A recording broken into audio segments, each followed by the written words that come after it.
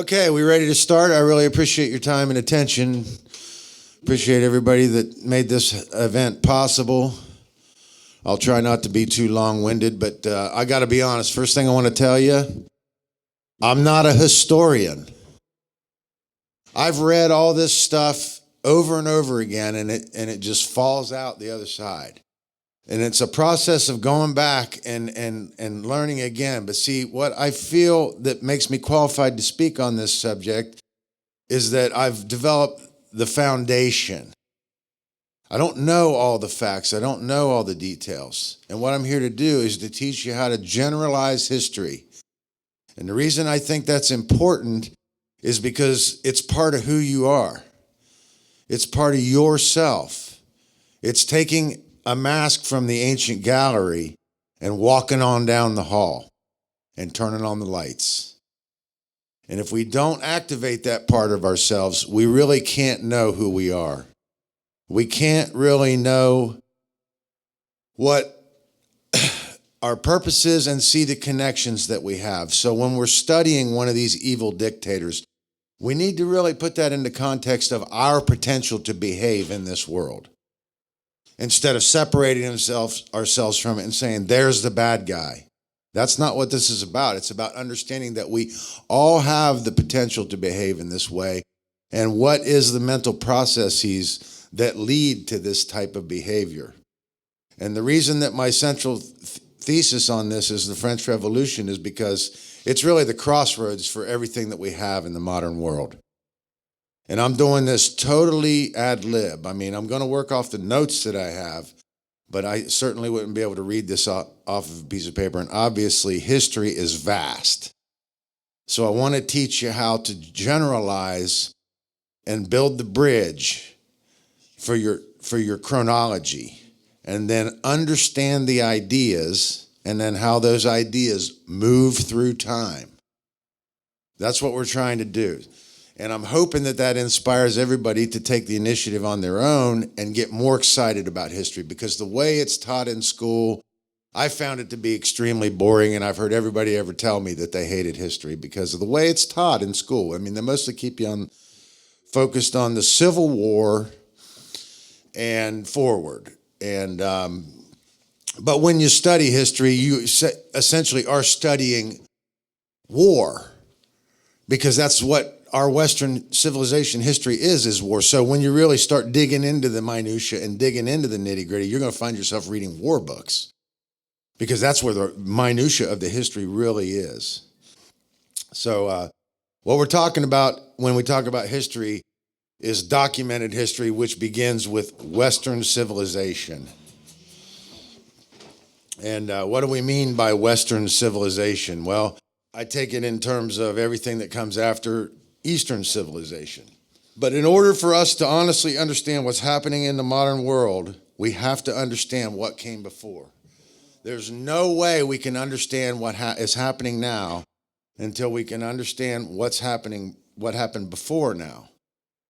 So if we don't understand the French Revolution, we cannot understand the modern world. And we cannot understand the French Revolution unless we essentially understand what leads up to that. So this presentation is really an extension of what I did last year, which was trying to give you everything up to prehistory. And this is going to pick up here with prehistory. So when we're talking about prehistory, we're essentially talking about what we know we can find in academia is Babylon and dynastic Egypt. Of course, if you watched my presentation last year, I take you a lot farther back than that. And I basically bring you up to the beginning of the dynastic period in Egypt, which basically is corresponding with Babylon. And what we have in Babylon is essentially Mesopotamia, which is the land between two rivers, the Tigris and the Euphrates. So Mesopotamia literally means the land between two rivers. And in the south, you have Sumer, and in the north, you have Acadia. And Acadia is where we find the great emperor Sargon the Great. And the way I remember Sargon the Great is that I think of him as going upstream and blocking the water, damming up the water, and then making the people in the south subservient to his will because he dams up the water in the north and then conquers the south by doing that. And I think there's an interesting allegory in Pale Rider by Clint Eastwood about that, or it corresponds to that, to understand this damming up of the stream, which is a symbol of a life-giving force. So when you think of Sargon, think of damming up the stream in Mesopotamia, the land between two rivers, the mesa, the plateau between the rivers. And that's ancient Sumer, which is modern-day Iraq. And I don't have a lot of graphic slides to keep us oriented on this because I wanted to see how well I could articulate it and help us understand. But again, I talked about how we're going to build this bridge for history so we can understand how these ideas move through time. So the real purpose of understanding history is understanding the ideas. And we need these dates and times and places, first and foremost, just to keep us oriented. So we need to build these piles and then build our foundation and then understand how these ideas move through time. It's not an easy thing to do, but see, it takes the boredom out of it. And it's a lifelong process. You don't, and it feels like, what's the point? Because I keep reading this and it just keeps falling out and I can't remember. But you're getting yourself the foundation. You're giving yourself the substance to understand. That way, when you apply yourself, you have better insight to really deal with the ideas and feel that you're getting an understanding. Because we can have a lot of knowledge. And you're going to find that in academia and scholarship is people have a lot of knowledge. And they can tell you all the dates and times and places and have no understanding. So there's a difference between knowledge and understanding. It's not about being able to regurgitate everything that you learn. It's about having an understanding of what the actual processes in the mind that are taking place, why they're important, and if they move through time or if they get thwarted in time. So I have to recommend everybody should read Nietzsche's essay on the use and abuse of history, because he talks about the antiquated, the monumental, and the critical perspectives of history, where we can see the things that were in the ancient past brought into the modern world, or things that are in the present world that are criticized, or things in the past that were criticized, or things that were left behind and became antiquated. And it teaches you how to look at things from a different perspective. So to really get a good foundation to study history from more than one perspective, I have to recommend Nietzsche's essay on the use and abuse of history. So following Sargon, we have Hammurabi, and Hammurabi had the 12 tables of Hammurabi, or the Code of Hammurabi, in the Hanging Gardens, and that's considered to be the first documented code of law that we have in antiquity, an artifact of. So the Code of Hammurabi has a lot to do with what we find in the beginning of the Roman Republic. So we'll talk a little bit more about the Code of Hammurabi.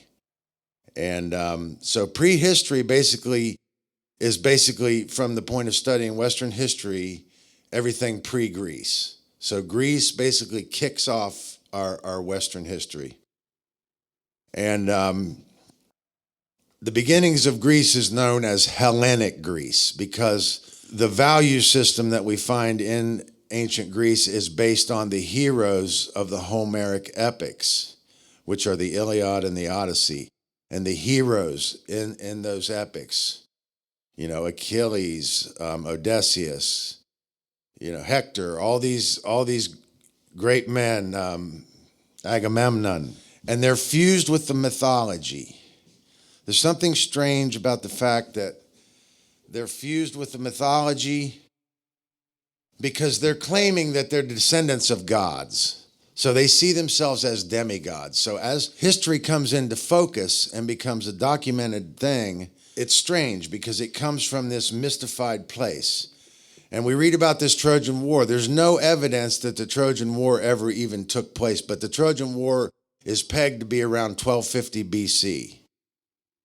And prior to the Trojan War, we had the history of the Minoans and the history of the Mycenaeans, and that history has only emerged in the last 150 years.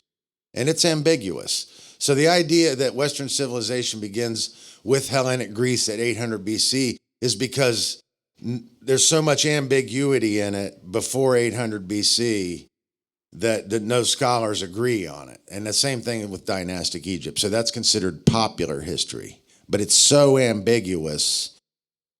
The point is you can become an authority on it just by brushing up on it, because you can just make it up as you go. So you have to be careful with that, but understand it's the ambiguity that prevents that from being part of our bona fide history. And there's so many things that I want to say. I'm going to try not to be too long-winded because I'm already moving too slow, but this is still part of my introduction, so hopefully we can get going and get some momentum. What the Trojan War actually represents is the end of an era. And that era is so we're talking 1250 BC. We're talking about how life was before the rise of Hellenic Greece, and that all culminating in one great battle. So that battle marks the end of an era, which marks the beginning of a new era. And what the end of that era is theocratic monarchy. And that's non-secular, which means the code of law that's enforced by the state is based on some type of a religious scripture. So that's non-secular. So we have to know that term. Non-secular. The union of church and state. And that's one of the things about religion that we have to remember when we're talking about that makes it such a hot topic issue, is because we're talking about law. Who gets to be God? Who gets to be God's deputies? Who is the Most High? Who is the divine authority? And that's connected to the idea of the divine right of kings, that they received their authority from a divine power. This is the idea of the demigods. This is part of what's wrong with Genesis 6:4. They came down and mingled with the daughters of men. Well, you can take that two ways. Gods from heaven came down and had sex with women on earth and birthed demigods that have the divine right to rule, or aliens came down out of the heavens and flying saucers and mingled with the daughters of men, and they have the divine right to rule. Either way, it's the same thing. It's all about the claim to the Most High. The only way that somebody can be higher than us is if we give away our power. Because there's nobody, we're all equal. But we're not equal in our knowledge. So ultimately, I think it does have to be a hierarchy, but it has to be a cooperative hierarchy like a bee colony. It's about what our value system is, what we care about. But I don't want to get into that. So the end of the era is a theocratic monarchy, non-secular, to a democratic rationalism of the Greeks, secular. Because they wanted to remove any reliance on the gods. They felt that every problem was a human problem, could be solved with human rationalism. So that's what distinguishes the rise of Greece from the ancient world, is the end of theocratic monarchy.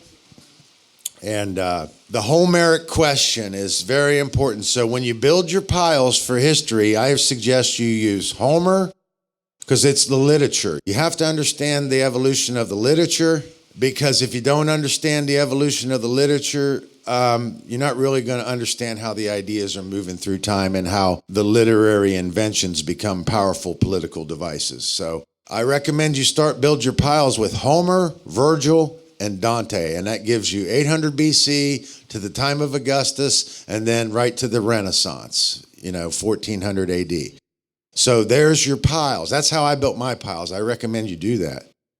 And find out this Homeric question. What is the Homeric question? Well, the question is, first of all, was Homer a real person? It's rumored that he was a blind man. Where did he get his information?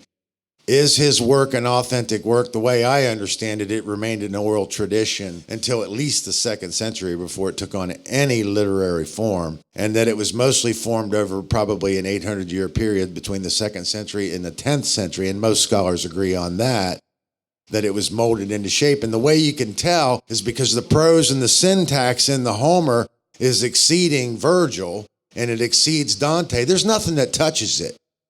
The elegance and and the syntax and the prose of Homer is superior probably to any literature that's ever been written. And the more you read it, the more you're going to see it.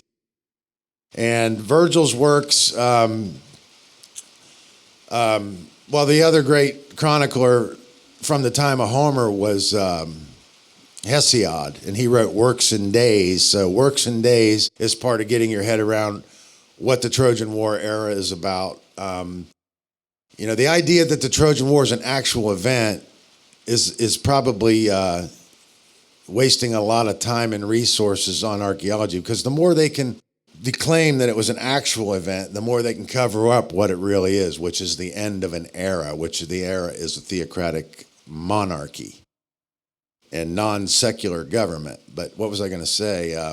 So this Homeric question is, does it have aristocratic bias? That's a big part of what this Homeric question is. And is it penned by one man? And it's rumored that he was a blind man. And what is the significance of that? This Homeric question is connected to everything with understanding our history and the history that we have in academia. So there's a lot more to say about this. But remember, the Trojan horse is a facade or a red herring or it's a trick that was played to overthrow the old and usher in the new. So we got to keep that in mind. I think that's significant. So to really start to understand history, we have to take kind of a look at the ancient world, and we need to start familiarizing ourselves with the ancient maps. And just know, Persia's in the east. Mesopotamia is where they say civilization begins, but see, this word civilization is ambiguous. It's all about, what we decide is civil behavior. Well, apparently, brutalism and the violence of the state constitutes civilization, and I disagree with that. But we need to kind of get familiar with the ancient world. Sparta, which is southern Greece. Athens, which is, across the channel. Northern Greece, Macedonia. You got to get familiar with these old maps and study these, and they take a long time, and just keep working with them. And as you study the history, try to work with the maps, because you're going to need them. And then you need to see how the geographic regions change through time. Okay, so who are the cosmologists? Primarily, the cosmologists are Thales, Anaximander, Parmenides, and Democritus. And I'm only going to comment on Democritus, because what Democritus's philosophy is basically what seems to have held the course throughout our history, and it's based on the idea of dialectical materialism. And I'm citing dialectical materialism as the source for all the ideas that government ever can work, or socialism ever can work. It's what leads to existentialism, it's what leads to Darwinism, it's what leads to atheism. And it's the idea that for growth to occur, it has to be born out of a struggle. Okay? And that's basically all I'm going to say about that. And, come just trying to get us moving here. So what I'm really going to do is try to walk us all the way up to the French Revolution. And then I'm going to try to give you some of the minutiae and the chronology of what happened during that conflict and how that affects us in the modern world. So we need to know who Drake... and what I'm doing that by telling you, find the key players, get generalized in the ballpark of where you are in time. The more you can remember the dates, that's great, but don't let yourself get bogged down to minutia, because that's the mistake I see people making, and that's where you fail to get the understanding of the ideas. So I want to keep you focused on the ideas. So Draco represented the end of the line in this theocratic monarchy. Okay, and if you ever heard the term draconian, that's where it comes from. So he had a series of very unpopular policies. And his monarchy is ultimately replaced by Solon the Reformer. So Solon is known as Solon the Reformer. And Solon the Reformer is alleged to be the great-grandfather of Plato, and that's where we get supposedly the story of Atlantis. But again, it's strange the way as history starts to emerge in academia, it comes from this mystical place where myth seems to be fused with history, and we'll talk a little bit about that. But so we have to assume that Draco actually existed. We have to assume that Solon actually existed, and we have to work with what we have. We don't want to lose anything else because we've already lost most of what we had as far as history's going. So the theocratic monarchy of Draco is replaced by Solon the Reformer, and that's replaced by an oligarchy. Well, the problem with the oligarchy, which is, ruled by many instead of ruled by one, and it's secular. It's becoming secular as opposed to the non-secular theocratic monarchy of Draco.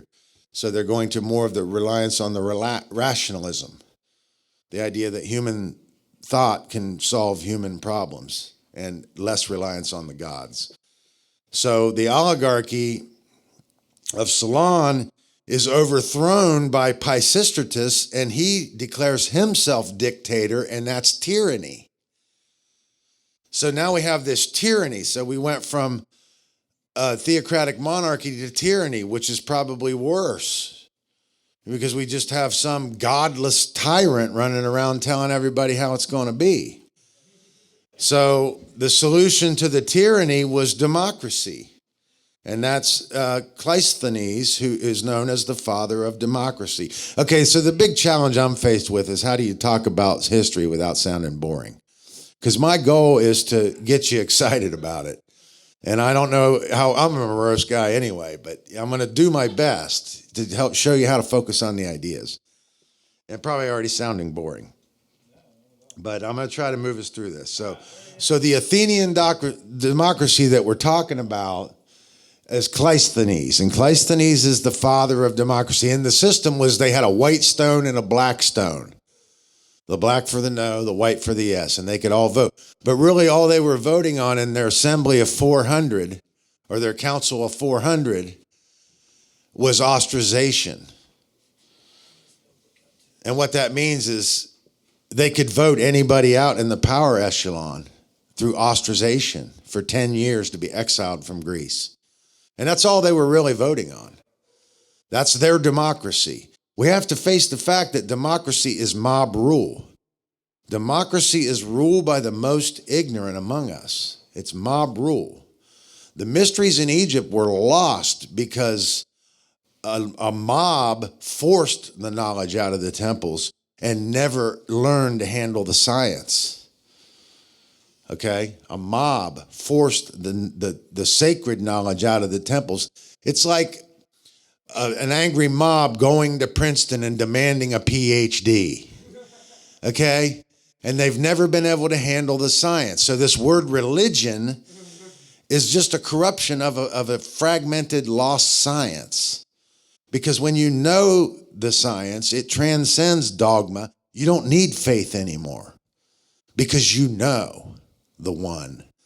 But I'm not here to talk about that today. So remember, the Athenian democracy is based on Cleisthenes' system of the white stone and the black stone, and the primary function of it was to ostracize anybody that they didn't like. So we've already covered these slides. We talked about Draco, monarchy, Solon the Reformer, oligarchy overthrown by Pisistratus, tyranny, and then that leading to the solution to the tyranny was the democracy. So the democracy was a fail-safe for tyranny. But it's mob rule because it means rule by the most ignorant.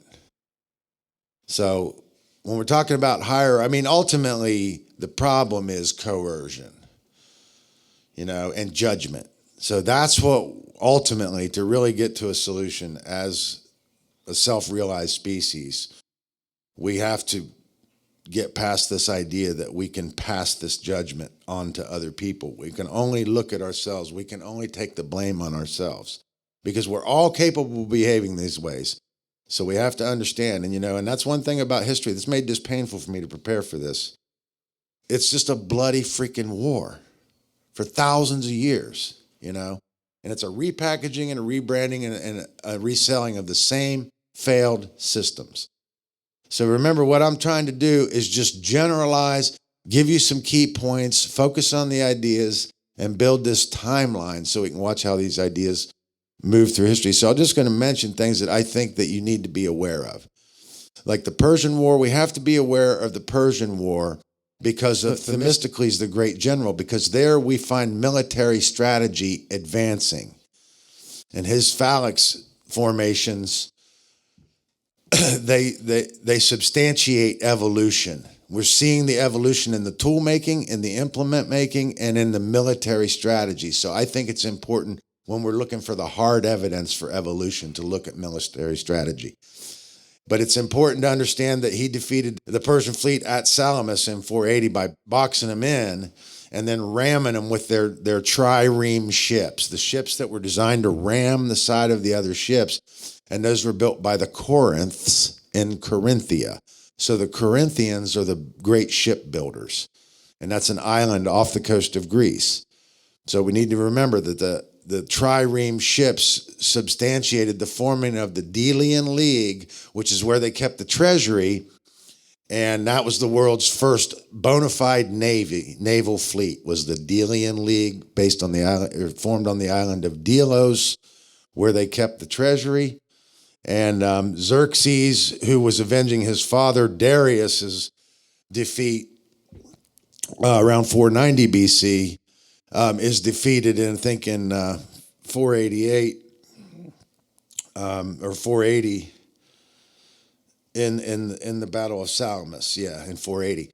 So those are important to understand for the fact that Themistocles is a great general, for the fact that we know about the Delian League and the First Army and the trireme ships and the Corinthians and Xerxes and Darius in Persia. So it gives us some idea.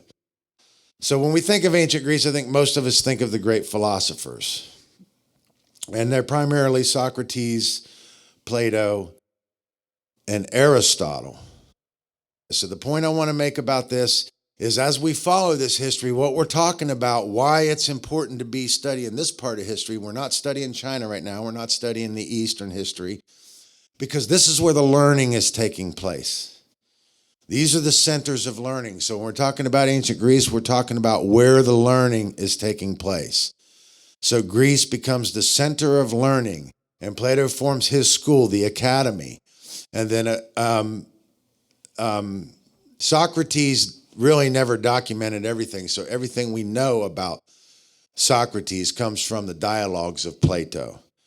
And he would create this dialectic dialogue between him and another thinker, and then they would just, the pros and cons, devil's advocate dialogue to synthesize a harmonious solution.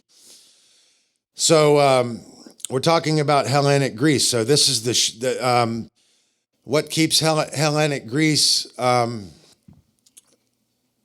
It's founded on the idea of the valor and the chivalry of the heroes in the Homeric epics. So virtue is defined by the idea of a stronger state. And it's important to keep in mind, and don't forget to mention this, that when you're being conquered by one of these powerful imperialist countries, they see that as doing you a favor because they see themselves as a higher culture. So they're forcing their culture on you. They're doing you a favor by making you a citizen, a Greek citizen, whereas otherwise you were just beyond the pale, savage, barbarian. So that's important, and I'm probably going to forget a lot of this that I wanted to talk about, but that's okay. So we already talked about the importance of literature. So Hellenic Greece begins to decline. Well, I don't want to forget to mention Pericles. So the 5th century BC is basically the age of Pericles, and that's pretty much the golden age. He was a great Greek general, and Pericles had the most longevity, and his policies lasted almost 100 years of a period of peace in Greece when Greece was actually prosperous. And then after Pericles, it begins the decline. So after Greece begins to decline, we go into Hellenistic Greece. And you can remember where Hellenistic Greece starts by thinking of the death of Alexander, and that's 323 BC. So we're talking about Alexander the Great, and he was the great general that conquered from Greece all the way to the Far East. Okay, so now we've got two great generals that had great accomplishments. We have Themistocles and we have Alexander the Great. Now, Alexander the Great was from northern Greece, which is Macedonia. He was a rival of his father, Philip II. But what's most important about Alexander the Great is he expanded Greece all the way to the Far East and basically conquered it was the greatest expansion of an empire ever the world had ever seen. So when Alex, came to the Himalayas, the idea that Alexander wept when he saw there were no more worlds to conquer, that's about classicism. So to have classicism, we need to be well versed in history. We can't realize how much we're actually missing in the world around us. Because when you make that a journey of enlightenment, and if you reach that peak of that mountain, you're going to weep like Alexander when you see there are no more worlds to conquer. But I got news for you. That's just the beginning of the journey, because now you got to come back down the other side of the mountain like Moses and figure out a way to bring that knowledge to the people. But, so just remember, Hellenistic Greece begins with the death of Alexander the Great. And he was instructed, his personal instructor was Aristotle. So I want to mention that the main difference between Socrates and Plato and Aristotle in philosophical worldview is that Aristotle was leaning more towards dialectical materialism and believed that you need to trust what you can see with your eyes and your five senses, whereas Socrates and Plato both felt that the eyes and the five senses were the deceiver, and we need to deal with the unseen forces. And none of these people were initiated into the Egyptian mysteries. I mean, at least at the pure mysteries, they're all initiated into the fragmented mysteries and Pythagoras and such. But let's not kid ourselves about they did not understand the Egyptian sign language, so it wouldn't have been possible then. Okay, so the beginning of Hellenistic Greece, the most important person to understand here is Epicurus. And Epicurus is basically a pacifist. His idea that happiness comes from just being uninvolved, minding your own business, keeping your head down, don't concern yourself about affairs of the state. So this idea of Epicureanism is based on Epicurus and his pacifist philosophy. And then you have the rise of the Stoics. And Stoicism is more about seeing a world community instead of just a Greek society. They saw the world as a world society, and their philosophy is based on a discoverable natural law. And there's a lot more to Stoicism, but one of the things about Stoicism is that, the idea that you're stoic is the idea that you're willing to die for what you believe in and you don't fear death. So if somebody says, like King Louis stoically approached the guillotine, that's what they're talking about, with no fear. And but there's a lot more to Stoicism. And Zeno founded a school in 299 and taught Stoicism. So if you really got to get versed a little bit on Stoicism and understand how this is part of the Hellenistic Greece. And I did need to make one more thing. In Hellenic Greece, because they saw the man as the greatest thing in the universe, that's why we find these Greek statues with these perfect physiques. It was all about this flawless image of man essentially as a god on earth. So we need to look at the art, because the art is the expression and it's the propaganda that's basically presented to the illiterate masses through history. So art is so much more. It's the expression, but it's very politically controlled and tightly controlled. So we need to look at the art. And I'm a little bit all over the place here, but I'm trying to get us through this. So during Hellenistic Greece, there's a struggle around the Mediterranean for control of the Mediterranean basin. And the struggle exists between essentially Macedonia, Rome, Phoenicia, which is the Near East. So Macedonia, Phoenicia, Egypt, and Carthage, which is Northwest Africa, and Rome. So those are the five superpowers of this ancient world, and they're struggling for control of the trade routes in the Mediterranean and the Mediterranean basin. So Hellenistic Greece, when we look at the art in Hellenistic Greece, we see a decline. We see more decadence, more debauchery, more suffering, more nudity, And so we need to really keep that in mind to distinguish the difference between Hellenic and Hellenistic Greece. So the end of Hellenic Greece represents a decline in Greece.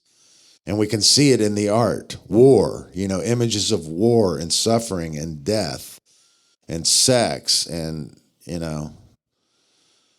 So basically, Greece is in decline. Ultimately, Rome emerges, but we'll get to that. So there's a lot more, obviously, we could say about Greece. And I wish I could say more, but I can't right now because we're not going to get through this. But remember, again, just like with the rise of Hellenic Greece, we have this transition through this mythology into a bona fide history. So we really need to take a look at that, because I'm telling you, this is how history is written, by taking the cultural tradition and fusing it into history. Sound familiar? So we'll talk a little bit more about that as we go through this. So the rise of the Roman Empire, or the Roman Republic, is said to have been founded by Romulus. Again, a mythological character, and his brother Remus. The twin sons of Mars, and by the Vestal Virgins, Sylvia. And these guys are historically accredited with founding Rome, but they seem to have come out of the clouds, So we got to look at that and understand, what does that mean? And we're going to try to talk about some of that. So just a few points that we're going to try to make as we go forward through this. Typically, when you hear the word aristocracy, you should think of the landowners.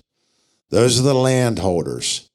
So the idea of a middle class is a rivaling, emerging merchant class. And these were the sea peoples, the Phoenicians, the merchants, the ones that had the best ships that could transport goods throughout the Mediterranean. Like olive oil, which was Greece's big export. And that's what led to their popular pottery, because they contained the olive oil in their pottery, and then their pottery became art-ridden, but they artistically decorated their pottery, and then that gave rise to the popularity of the Greek art. Is what I'm trying to say. So when you think of the middle class, think of the merchant class, challenging the aristocracy, which is the landholding class. So we've already talked about Greek democracy. One other thing I want to mention now is that the color purple was reserved exclusively for royalty. You need to keep that in mind, because just about anything that you can watch, whether it's a movie or a historical documentary, you're going to find the significance of this color purple, and it's usually pretty accurately depicted in most of what I've paid attention to, where you see it's the color of royalty. And it comes from the murot fish. It's a dye made from the murex fish, which is found in the Mediterranean. And that's important. It's more important than you think it is. Because ultimately, if we know the mysteries, we know that the purple represents the higher states of consciousness. And I don't think that's coincidental. It's knowledge that they hold for themselves. So we're going to talk about the rise of the Roman Republic, okay? We're working around 500 BC here.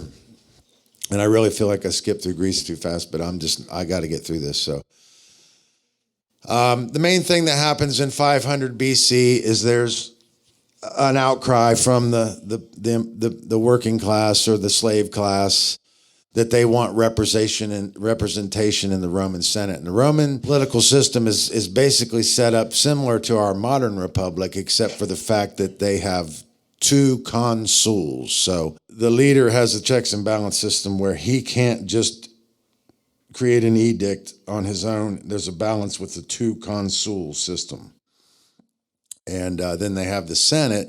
The problem with the Senate is the average person doesn't have any representation there. So you have the patrician class, which is the upper class, and then you have the plebeian class, which is the underclass, trying to get representation in the Senate. Ultimately, they formed the tribune in the 5th century BC.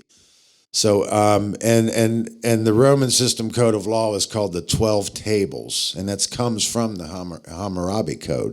So now we see something from Babylon being imported over here into the West. And it has a lot to do with the Code of Hammurabi. So the 12 Tables of Rome that we know, that's part of the Roman Republic, that leads to the creation of the tribune in the Senate for the representation of the underclass, has roots in ancient Babylon. We need to keep that in mind.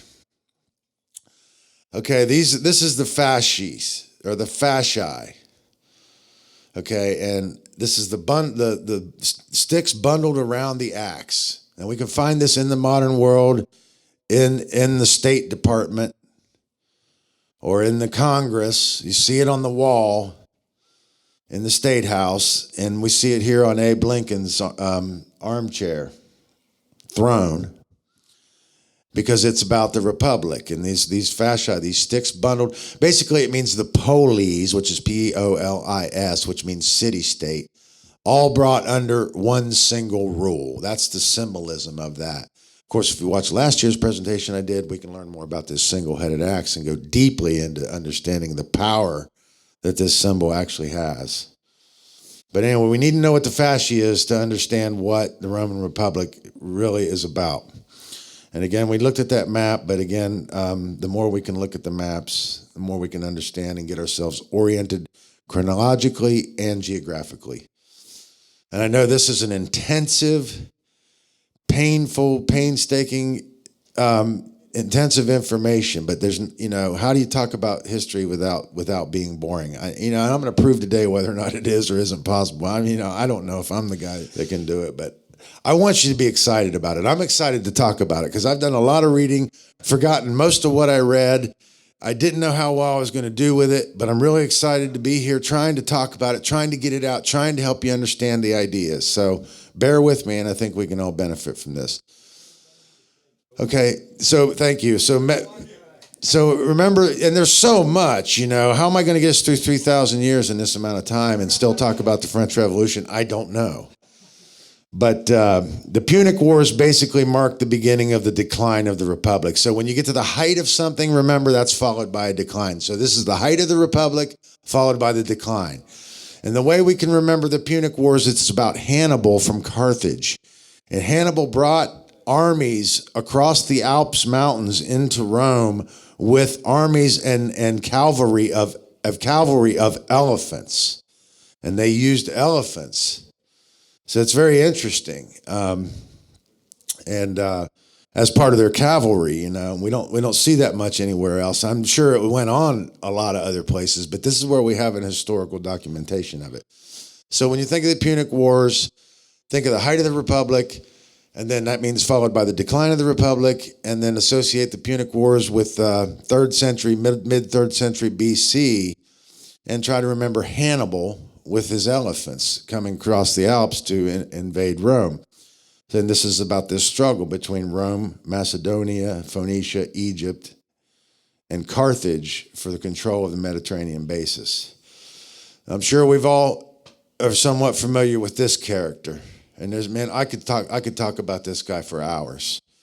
I think he's the most enigmatic, fascinating character that we can find anywhere in history for so many different reasons. The first thing that strikes me is the initials of his name, JC. I'm sure we're all familiar with those initials. But what's most significant about Julius Caesar to me is his marriage to Cleopatra VII, who was the end of the Egyptian pharaohs. Egypt is essentially ruled by Macedonia, or a Macedonian line. And she's Cleopatra VII. So she's the end of the Egyptian pharaohs. She's the last in line of the Egyptian pharaohs. But it is her marriage to Julius Caesar that's most significant because it symbolizes the union of the North and the South. It's very symbolically important. Only it has a more nefarious, because it means the same thing as why the pyramids were built. Only this is for not for the one great spirit being at the top of the hierarchy, but now man gets to be at the top of the hierarchy. So there's a lot to that. To understand what I'm talking about, you're gonna have to watch my presentation from last year. But one of the most significant things that Julius Caesar did was he learned how to understand culture and play it off against each other to weaken their defenses, and which would allow him to easily conquer the tribes in the Gallic Wars and otherwise. Which, when you're talking about the Gallic Wars, you're talking about the things north of Italy, which is basically Northern Europe, anything that's beyond that boundary of what is considered the Roman Empire. And this is the strategy we know is divide and conquer. So in 51 BC, Julius Caesar is camped outside of Rome in a garrison, which is a military stronghold, which is what most of this country is now anyway. But, and that's probably why your chief alternative investigator in the Kennedy conspiracy is named Garrison. I think you should pay attention to things like that. But, and he just got you chasing a rabbit down a rabbit hole, I mean, everybody can see it was a conspiracy. It's ridiculous to even question whether there's a conspiracy. There's two conspiracies, one to commit the crime, one to cover it up. More people died in the cover-up. But I don't think, don't think you should overlook something like that, because garrison is a very important thing to understand. So Julius Caesar has this military stronghold outside of Rome. And what he does when he crosses the Rubicon is he brings the Roman army into Rome, which is forbidden by Roman policy, and turns the army on the Senate and overthrows the Senate and becomes self-declared self-dictator. And there's a lot more to that, because when Julius is assassinated by the conspiracy in the Senate on the Ides of March, which is in essentially the fertile season, March 15th is the Ides of March. I think you need to stop and think about that for a minute. But main thing is he crossed the Rubicon. So that means the point of no return. So when you hear crossing the Rubicon, talking about the point of no return. That's the end of the Republic, essentially. And yeah, I mean, so the crossing the Rubicon can be used in the context of the point of no return. And then he's assassinated in 44 BC by a senatorial conspiracy. And just remember that he formed the first triumvirate, which is Crassus, Pompey, and himself. And Crassus was the one who captured and crucified Spartacus and his rebel gladiators that were crucified for 6 miles on Appian Way, which is the main road into Rome. Thousands of them crucified all the way along the road to Appian Way into Rome by Crassus, who was part of his first triumvirate. The second triumvirate was Augustus, Mark Antony, and Lepidus. Well, we're not going to talk about them today. I just got to keep trying to move forward. So the main thing to understand is he's the first in line, essentially, of what's going to be the new order of things. But I forgot to talk about the skeptics. The skeptics were essentially skeptical that anybody's belief system, had any real value. So they basically were just very agnostically skeptical. But my favorite groups were the cynics, because they just rejected everything flat out on its face. And that's where we get the idea of cynical. But they basically just made a smelly nuisance of themselves hanging around, And if that sounds familiar to anybody, they just... They showed up to make a nuisance of themselves. They didn't bathe and whatever they could do to annoy you and cause you problems. Okay, so the cynics. If you watch the movie The Life of Brian and you understand this Hellenistic Greece or this Hellenistic period, and you can see the cynics in it, and it's really hilarious. But we're seeing it now in the modern world. It's nothing's changed. But we do need to understand these ideas in Hellenistic Greece. So I just wanted to go back and mention that, because I think it's hilarious. But it is laughable if it wasn't such a reality of all the suffering that's being caused in the world. So So the main thing to understand about Augustus Octavia is that he basically marks the beginning of the current era. So when the Julian calendar is brought into existence. So the current era begins during the reign of Augustus Caesar. So year 0 happens under Augustus.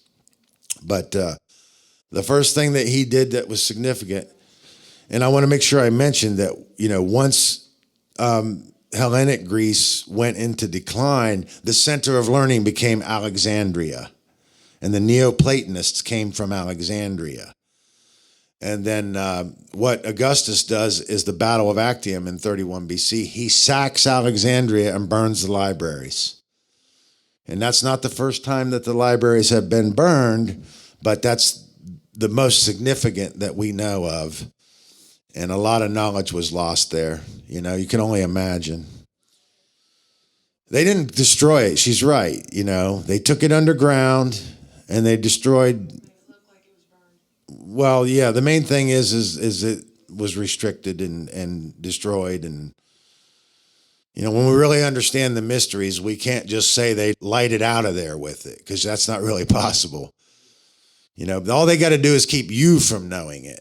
They don't really have to know it themselves. They need to keep you from knowing it, because then they got you where they want you. What Carlos Castaneda said, all the sorcerer has to do is give you his mindset, which is to keep you in dual consciousness. Cognitive dissonance. And I know this is intensive, and I'm trying not to go too far off track, but Augustus, the Battle of Actium, he becomes dictator in 27 BC and reigns until 14 AD. What Augustus Caesar does that's most significant is that even though he has the power of dictator, he does not exercise that power. And that's important to understand. Because in the modern world, they've passed all this crazy legislation, yet a lot of it they haven't chose to enforce or enact yet. But they have put that power, that they have that power on paper. But this is what he did, is he knows he has the power to be dictator, but he allowed it to run and operate as the republic that it once had been, and he kept the consulship still in place and never imposed his power on the Senate or the other consul, and allowed it to basically operate as the republic as it once had. And it was a very favorable strategy. So he was the most successful of all the reigns of all the Caesars. But this created what's known as the Pax Romana. And the Pax Romana, so Augustus represents the rise of the Roman Empire, for one thing. Let's not forget to mention that.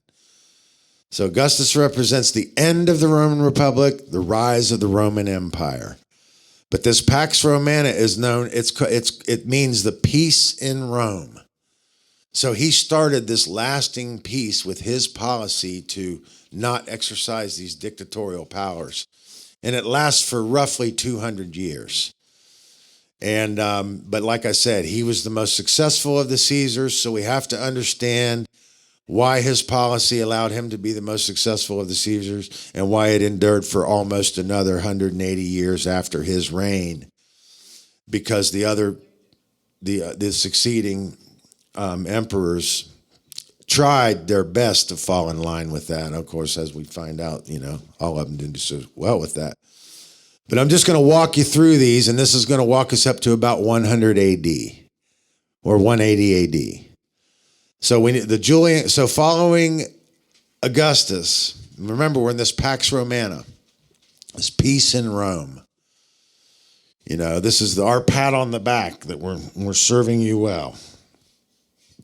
The Julio-Claudian dynasty represents essentially, following Augustus, Tiberius, and then the 1400 days of terror, which is Caligula, the most notorious of all the Caesars that we've learned about.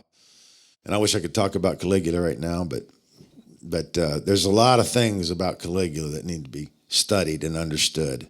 Primarily the building of the ship on Lake Nemi, and what happened to that ship in the modern world, why it disappeared from the British Museum. But Julio-Claudian dynasty, Tiberius, Caligula assassinated.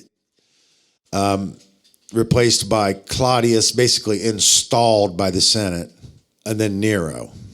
And Nero was supposed to be some kind of a maniac too. I don't know a lot about Nero, but I'm sure he's just as fascinating as any of the rest of them. So this is succeeded by the Flavian dynasty. So with Nero ends the Julio-Claudian dynasty in 68, and begin the Flavian dynasty with Vespasian, reigns for 10 years, and then he's succeeded by his son Titus. And the most important thing to remember about Titus is he didn't do much as an emperor. He reigned from 79 to 81. But that's when the Mount Vesuvius erupted. So that's the time of Pompeii under Titus. So now we're at roughly 79 to 81 AD. And then he's succeeded by his brother, am I going to remember his name? Domitian. And Domitian reigns till 95, and then he's assassinated. And that ends the Flavian dynasty. So then he's succeeded by Nerva, and Nerva is the first of the 5 great emperors, and Nerva only reigns for a couple of years, but he does something that's very significant, is that what he does is he adopts a German general from the north to be his son to have an heir for the throne. And because this is a military capable, politically capable person, it proves to be a very successful policy or tradition, and it gives the Pax Romana another 100 years of endurance. So this is what Nerva did, and he adopted Trajan and the German military general as his son to be the heir to the throne. And then he's succeeded by Hadrian, and the most significant thing to remember about Hadrian is that's when they built the wall in northern England, because they could not conquer the northern people in England, which are the Scots. So they built that wall to isolate those people in the north. So when you think of Hadrian, you're roughly, beginning of the 2nd century. Well, you're beginning, the beginning of the 2nd century, and that's when the wall. So Rome's in Britain. And allegedly Britain was conquered under Claudius. But that wall is built in the beginning of the 2nd century by Hadrian and his forces. Speaking of building walls, and that's what they're talking about doing now, isn't it? So the 5 great emperors, Nerva, Trajan, Hadrian, and then Antonius Pius, and then the last was Marcus Aurelius. And then he's succeeded by Commodus, and Commodus basically 180 AD represents the beginning of the decline. So it's the height of the Roman Empire, which means followed by the decline of the Roman Empire. And Commodus was tyrannical, and things just went downhill from there, which means basically they began to be invaded by the northern tribes. How long have I been speaking? Anybody know? No. Have I been going that long? Okay, well, I'm going to try to get us through this, damn. This shit is amazing. Okay, so I appreciate it. Okay, let me get a little bit more, and then we will, then, if that sounds good to everybody. This is awesome. Because the next part's harder. Yeah, we can do that. Just want to mention this one thing. Why does Rome come out on top in the struggle for hegemony over the Mediterranean Empire? My answer to that is they learned to assimilate culture. Because before that, these other imperialist countries are conquering and decimating these cultures. But Rome learns to assimilate the tenets and the traditions of their culture and incorporate it into their melting pot of culture. So that's why, and they have superior administrative skills. But that's the primary reason why I see Rome having come out on top, because they learn how to assimilate culture. So let's keep that in mind before I forget to mention that. So until the Council of Nicaea in 325 under Constantine, Roman is essentially not Christian. So we're going to talk about Christianity, and we're going to talk about all the exoteric religions, and I'm going to try not to offend anybody, but I'm going to state it the way I understand it and the way I learned it through history. But essentially, Rome was largely polytheistic rather than monotheistic up until roughly the Council of Nicaea.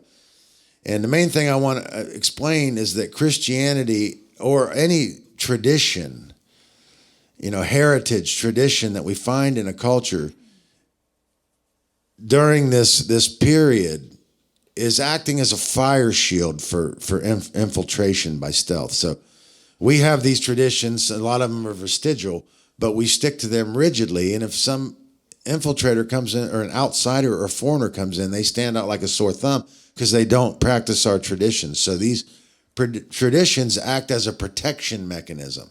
That's why Rome learns to assimilate culture.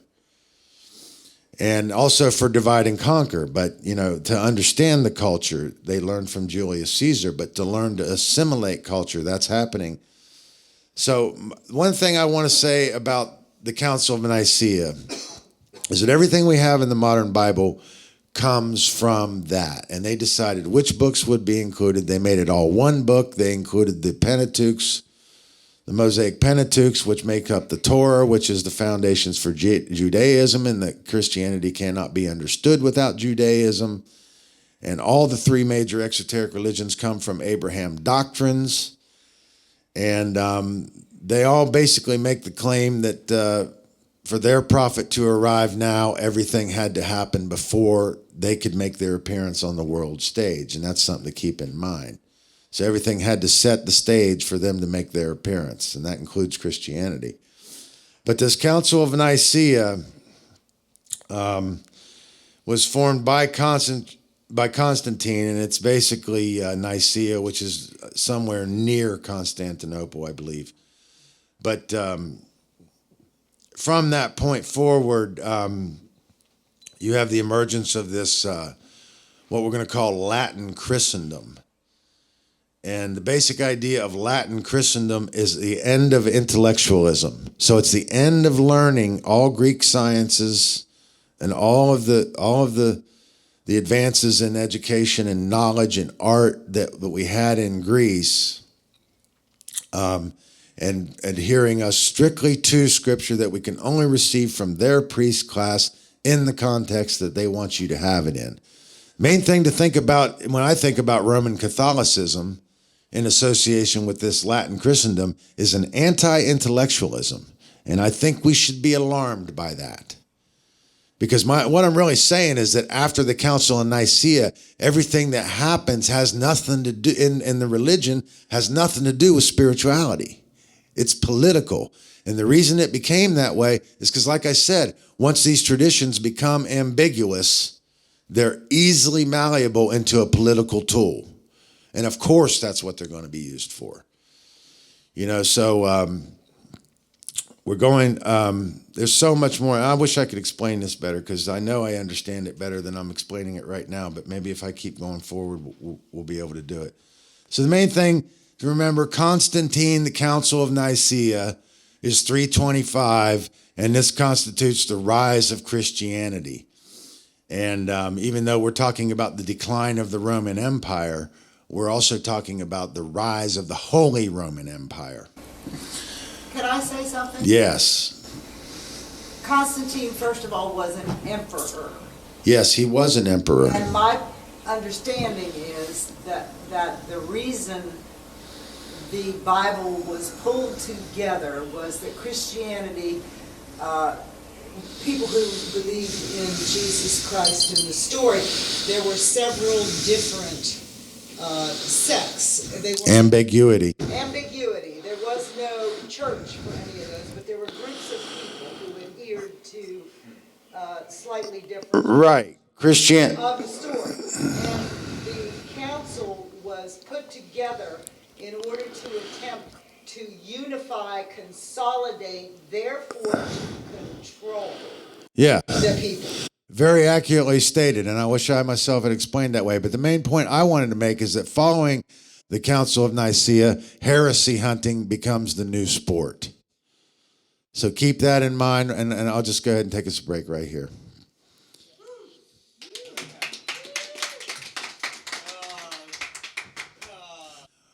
We left off on Council in Nicaea 325 AD, and I made the claim that basically everything that came after that was more pseudo-spirituality and more of a political mechanism, and that heresy hunting had become the new sport. And that Latin Christendom, which I associate with the Roman Catholicism, should be associated with an anti-intellectualism, which means they want to control what you can learn. And they want to repress what they think is dangerous to their system, and withhold that for themselves. And the plan at this point is to unite Northern Europe under the banner of Latin Christendom.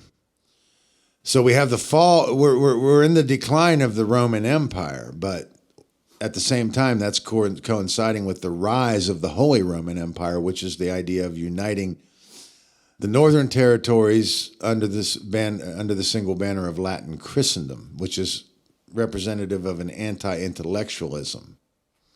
So the idea is that if you wanted to get knowledge, you essentially had to join the priest class and learn Latin. That sounds fun. So this distinguishes Western Europe during this period from Eastern Europe, where we have Byzantine. And Byzantine is modern-day Constantinople. And in Byzantine, the studying of the Greek sciences and philosophies continued in the East, but they are Christianized. But they're not anti-intellectualism. So this is what distinguishes Eastern Europe from Western Europe as we come into this Dark Age period. So we have to understand what, this Byzantine is really more of the center of the learning, but the focus is going to go on what's happening in Western Europe under this Latin Christendom and this rise of this Holy Roman Empire.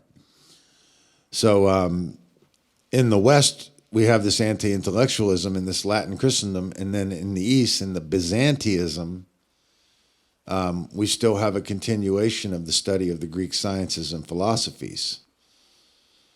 So we're not going to get into before Constantinople, but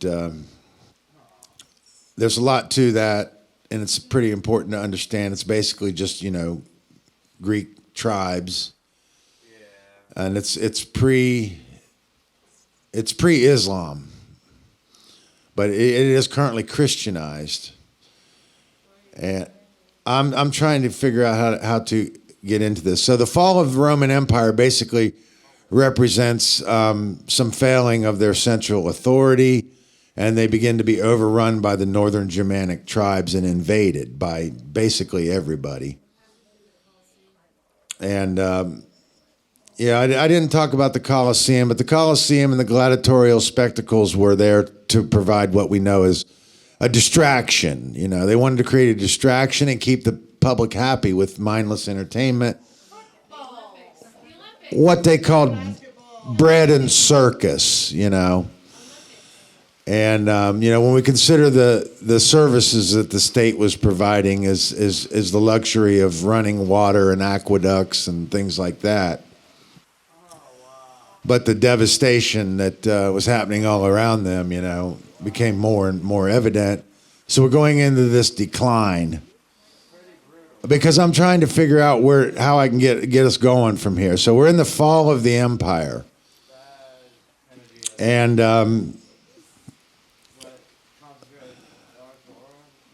I guess what we need to understand is that, so we're going to talk about the Dark Ages now. So basically, the empire is considered to fall totally in the 5th century, in the mid-5th century. I'm just going to say generally, because that's what I'm here to explain, is how to generalize this history.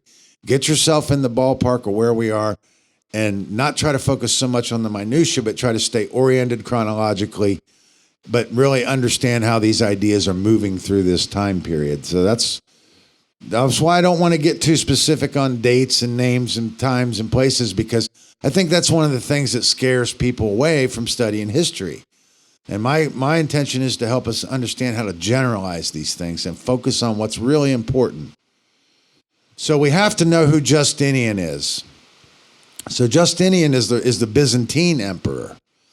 And what Justinian's significant contribution is that he reclaims a lot of the lost Roman territories for Rome, and he bankrupts Byzantine's treasury in doing so.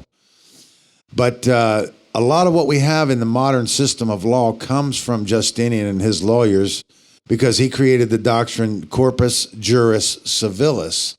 And that's very, very significant to what we know as the modern canon that we have, which comes from Christian canon, which is the foundations of our systems of law. So Justinian's Corpus Juris Civilis is very important to understand. So we have to know who Justinian is. He's not somebody that we can just skip over. And we have to basically recognize that he represents the beginning of the Dark Ages, and that he was the Byzantine emperor that reclaimed a lot of the territories for Rome, but bankrupted, ironically, Byzantine in the process of doing so, from the Ostrogoths and the Visigoths, who are Eastern and Western Northern Germanic tribes. It's important to understand that anything that was outside of the Roman Empire, when we were looking at those old maps, is considered beyond the pale. And the pale is a wooden stake, and that means beyond the pale of what they call civilization. So anything beyond that pale is considered to be barbarian, based on what they define civilization as. It's important to understand Justinian's wife as well, Theodora, because she was the daughter of a bear trainer, which is kind of ironic. So she was kind of a commoner married to royalty. But this was a very tough woman, and she had a great deal of influences on Justinian's policies. So I wanted to mention Theodora. I think she's somebody that we really need to understand more about. Now we're going to talk about the Merovingian dynasty. And I'm not an expert on this, but I want to mention again, here we find this mythical character, Merovich, seeming to come from the mystical place beyond and manifest in the physical realm. And his relation to, Childeric. Okay, that Childeric was a descendant of Merovich, and they formed this Merovingian dynasty. So apparently this represents a powerful family in the north, in the Gaelic territories, which is Gaul, which is modern-day France, which is modern-day Western, or this period's Western Northern Europe. And this Merovingian dynasty is one of the powerful families that is resilient, during the Roman conquest to expand their empire. So it's becomes a line of royalty in one of these powerful northern families, and it's connected to the Franks. So when we think of the Franks, you should think of the long-haired kings, or the Gaelic kings, the Frankish dynasty. And what does it mean to be Frank? I would describe it like this, because you think of it north to south. Germanic is terse, it's curt, or it's frank. Okay, to the point. No beating around the bush, no dancing around the prickly pear. Frank, that's where we get this term from, these Frankish kings. And the Frankish kings are the long-haired kings. And I think we can see where our archetypal Jesus is coming from. Okay? I'm suggesting that our archetypal Jesus in Christianity comes from the image of these Frankish kings. So I don't think the likeness of the Roman Christ is any kind of an irony. It's part of a political agenda. So when you think of the Franks, think of the long-haired kings, and how they stem out of this line of this Merovingian dynasty. And there's a lot more we could say about the Merovingians, but main thing I want to do is make sure I mentioned them. And what was I going to say? I don't mean to keep doing that to you, but so Clovis is somebody that we cannot ignore. We have to understand who Clovis was and what is significant about Clovis when Clovis converts to Christianity, because that creates an alliance between this powerful Frankish. Oh, I didn't finish my point. Germanic is terse, French is flowery, and Dutch is clubby, right? Okay. I learned that from Big Mama. To understand the language is part of understanding the culture, okay? And that's why I wanted to mention that. But what's significant about when Clovis converts to Christianity is it creates an alliance with papacy, which is the new seat of central authority. It's important to understand that the Roman pontiff that sits on the seat, the papal seat, claims his authority by being the direct lineage of the apostles Peter and Paul, and then therefore demands that all of the other bishops in the Roman Empire submit to his authority. So he's the supreme authority. And you can see they're making that claim by the blood lineage to be the direct descendants of the apostles, Peter and Paul specifically. So that's important to understand. So when we have Clovis converting in 496, that signifies an expansion of Roman power farther into northern Europe than ever before, because he has this alliance now with these powerful Frankish kings. And these are warrior kings, you know. So, and there's a lot more I'd like to say about that, but we have to know who Charles Martel is. And basically the rise of Islam happens in the 7th century. And the Moors' invasion of Europe, they do take over a lot of important territory in Europe, including Sicily, which is one of the most significant strategic points because it controls the trade routes in the Mediterranean and much of Spain. And what Charles Martel did was he retook a lot of the land back from the Moors, and specifically the Battle of Tours in October 732. So I think we need to keep our chronology intact as we move forward. We need to know who Charles the Hammer Martel was. And I don't want to get into all the detail. Now we have Charlemagne, and I'm going to read a little bit about him. So he was Charles the Great. So that's what Charlemagne means, Charles the Great. And what's significant about Charlemagne is that he expanded empire more than anybody since the fall of the Roman Empire. So that's one thing we have to understand. And he was the descendant, I believe, of Pepin. So he was the oldest son of Pepin the Short, and became king in 768, and he's crowned by Leo III in 800 BC or 800 AD. But what's most significant about Charlemagne is he expanded empire more than anybody had since the decline and the fall of the Roman Empire.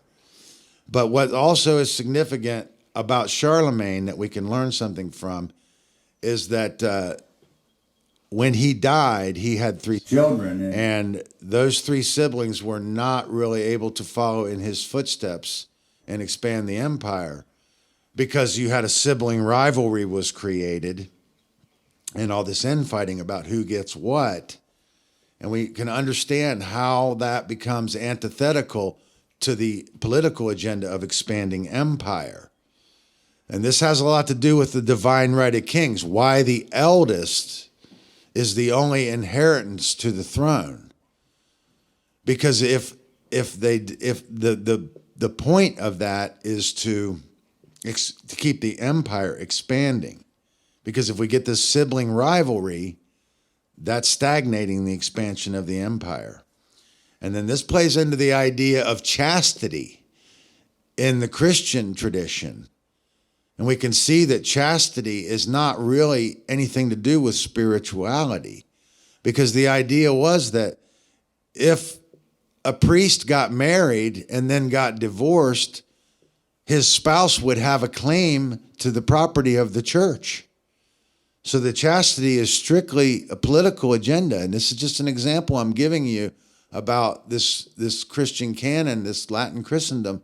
Not real, it's removed from spirituality, that there was a Christian teaching that predated Roman Catholicism or Latin Christendom that had spirituality. But once it becomes ambiguous, it becomes politically controlled and becomes a very powerful political device. So I hope I said that right.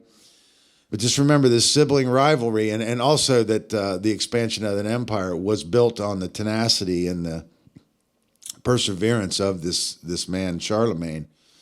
And that's part of the reason that nobody was able to do what he had done. But it was that sibling rivalry that really weakened the strain, I think. So I wanted to mention that. And Charlemagne basically initiates the line of the French kings that we're familiar with, which is basically Louis the Pious, which is his, Louis the First. I don't want to get that confused, but and also that the Charlemagne dynasty is known as the Carolingian dynasty. So I don't want to forget to mention that. But he basically initiates the line of the French kings we know as the Bourbon kings, which is all the Louis from the 1st to the 18th. So those are the Bourbon kings. And the most significant of the Bourbon kings, Louis IX was probably considered the most popular of the Bourbon kings, but I can't tell you why right now because I can't remember. But the most significant ones to remember are the 14th, the 16th, ultimately, Louis the 14th and Louis the 16th. And those are the ones I'm going to be talking the most about if we can ever get to that part. So Charlemagne's dynasty was the Carolingian dynasty. And now we're getting to the hard part. So now we're talking about monotheism. And these are the three major exoteric religions. They all come from Abraham doctrines. They're all based on monotheism. They all come from Abraham doctrines. And we're talking about Christianity, Judaism, and Islam. And basically, the prophet in Christianity makes the claim that everything had to happen before he could make his appearance on the world stage. And then we find the same thing in Islam. Everything had to happen before their prophet could make his appearance on the world stage. So everything had to pave the way for them to arrive, and that's their claim. So I think we need to keep that in mind. Basically, the monotheistic religion, Islam, arises in the 7th century. And I've got the slide here. We need to learn a little bit more about it. I don't know a lot about it, but I brought the slide just so we can just at least summarize a brief study, but I'm not going to elaborate too much on that. I want to just most make the point about history setting the stage for the prophet to emerge. Judaism, it has deeper roots because it's more connected directly to the Mosaic Pentateuch. It's based on the Mosaic Pentateuch, which are the first five books of the Bible. And those come from the old world. One of the reasons that a lot of what's written in the Pentateuch can't be accepted as academic history is because it's so ambiguous. You can't tell where fiction leaves off and fact begins. It's so integrated into the spiritual realm, or the realm of the imagination, if you will. So, but a lot of what we do know about prehistory comes from Jewish texts because they have some of the oldest texts that are available in the modern world. And there's some of the symbolism that we're familiar with in Judaism, and primarily the Star of David and the menorah. I talked about both of these more in depth and the power and the importance of the symbolism in my last year's presentation, so I'm not going to get into that now. But one of the things I want to mention about modern Judaism, and this is where we got to get our head around the ideas. These terms, conservative and liberal. We're familiar with these terms in the political spectrum, but I don't think people really understand, and I want to try to explain make sure we do have a good take on what these terms actually mean. In our modern political system, conservative is associated with right-wing politics, and liberalism is associated with left-wing politics. But what these terms actually mean is conservatism means by the book. So in our modern political system, that book is the Constitution. So the idea of conservatism is by the book, by the book, the Constitution, to not waver, to not reinterpret, to not open for debate, to go by the book. That's the conservative idea. And then the liberal idea is that all of these things are ambiguous or can be reinterpreted or need to be debated. So the liberalism leaves that open-endedness, and that's what leads to the ambiguity. And, in order for something to really endure, the foundation must be strong. And ultimately, my take on it. It's got to go all the way back to the pure Egyptian science, but we're not going to get into that now. So this idea of conservative and liberal. Conservative means by the book. So liberal means open to interpretation, debatable, right? You with me on that? So what we know as modern Judaism basically comes from these four sects of Judaism, which are the Sadducees, the Pharisees, the Essenes, and the Zealots. Okay, so the Sadducees saw them as the lineage, the blood lineage of Solomon, who was the builder of Solomon's temple. And they saw themselves as God's deputies, so they were the high priests that set up their system in the ancient Near East world. And they were the ones carrying out and conducting the affairs of the state and enforcing the laws of the state. And the Pharisees challenged the Sadducees' claim to that divine lineage. And the Pharisees, so the Sadducees were the conservatives, and they were by the book. And the Pharisees were the liberals, and they felt that what the book was saying was open to a little bit more of a liberal translation. And they're probably most responsible for what we have in the modern world of modern Judaism, is the Pharisees, which makes sense because they were the ones that wanted to debate it to bring it all the way into the modern world in its extremely more ambiguous form.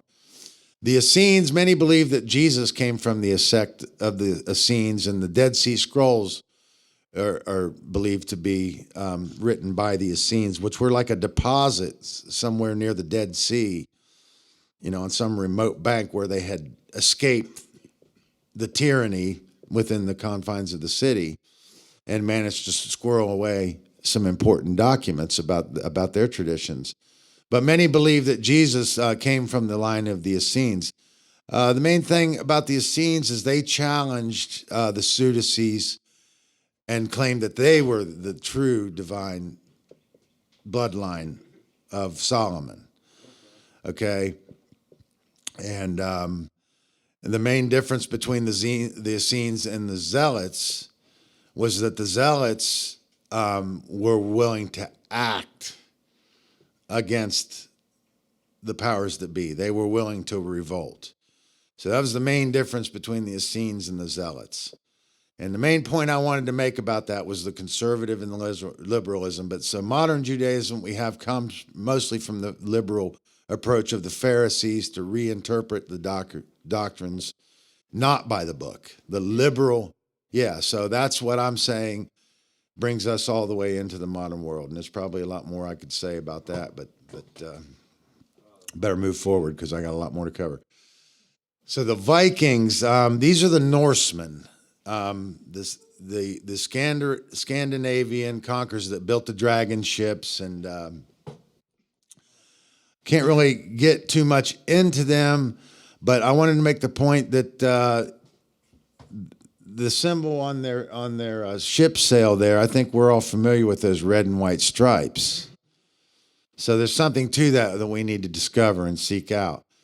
But one of the most important things that made them so effective is that these ships that they had, they were probably a little faster than most people's ships, and they somehow were able to sail on the sea and in the rivers, and their rivers were their high, their highways where they could get down the Danube and conquer and go into the ocean with these dragon ships, and they were fast ships.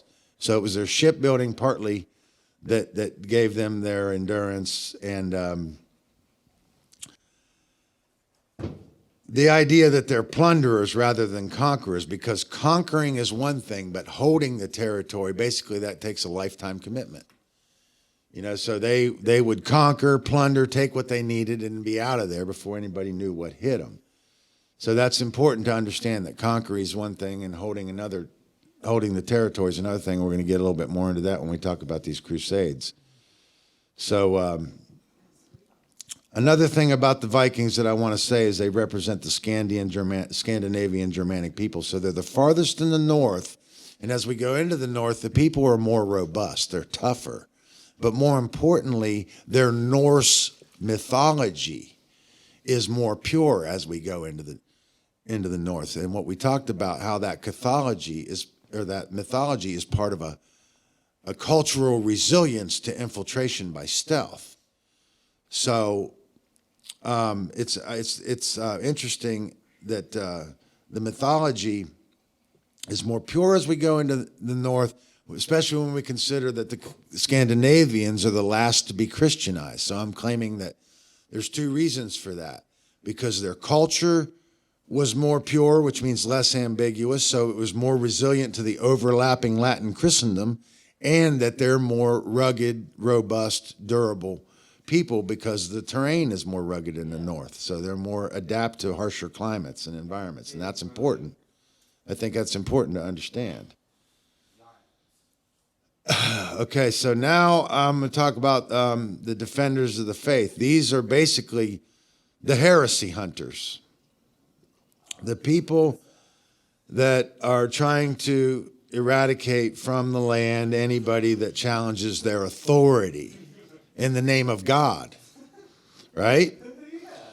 And I don't know how else to really say that nicely, but that's what they are. So if you're not willing to accept their doctrines, you're basically deemed a heretic, and that's basically punishable by death.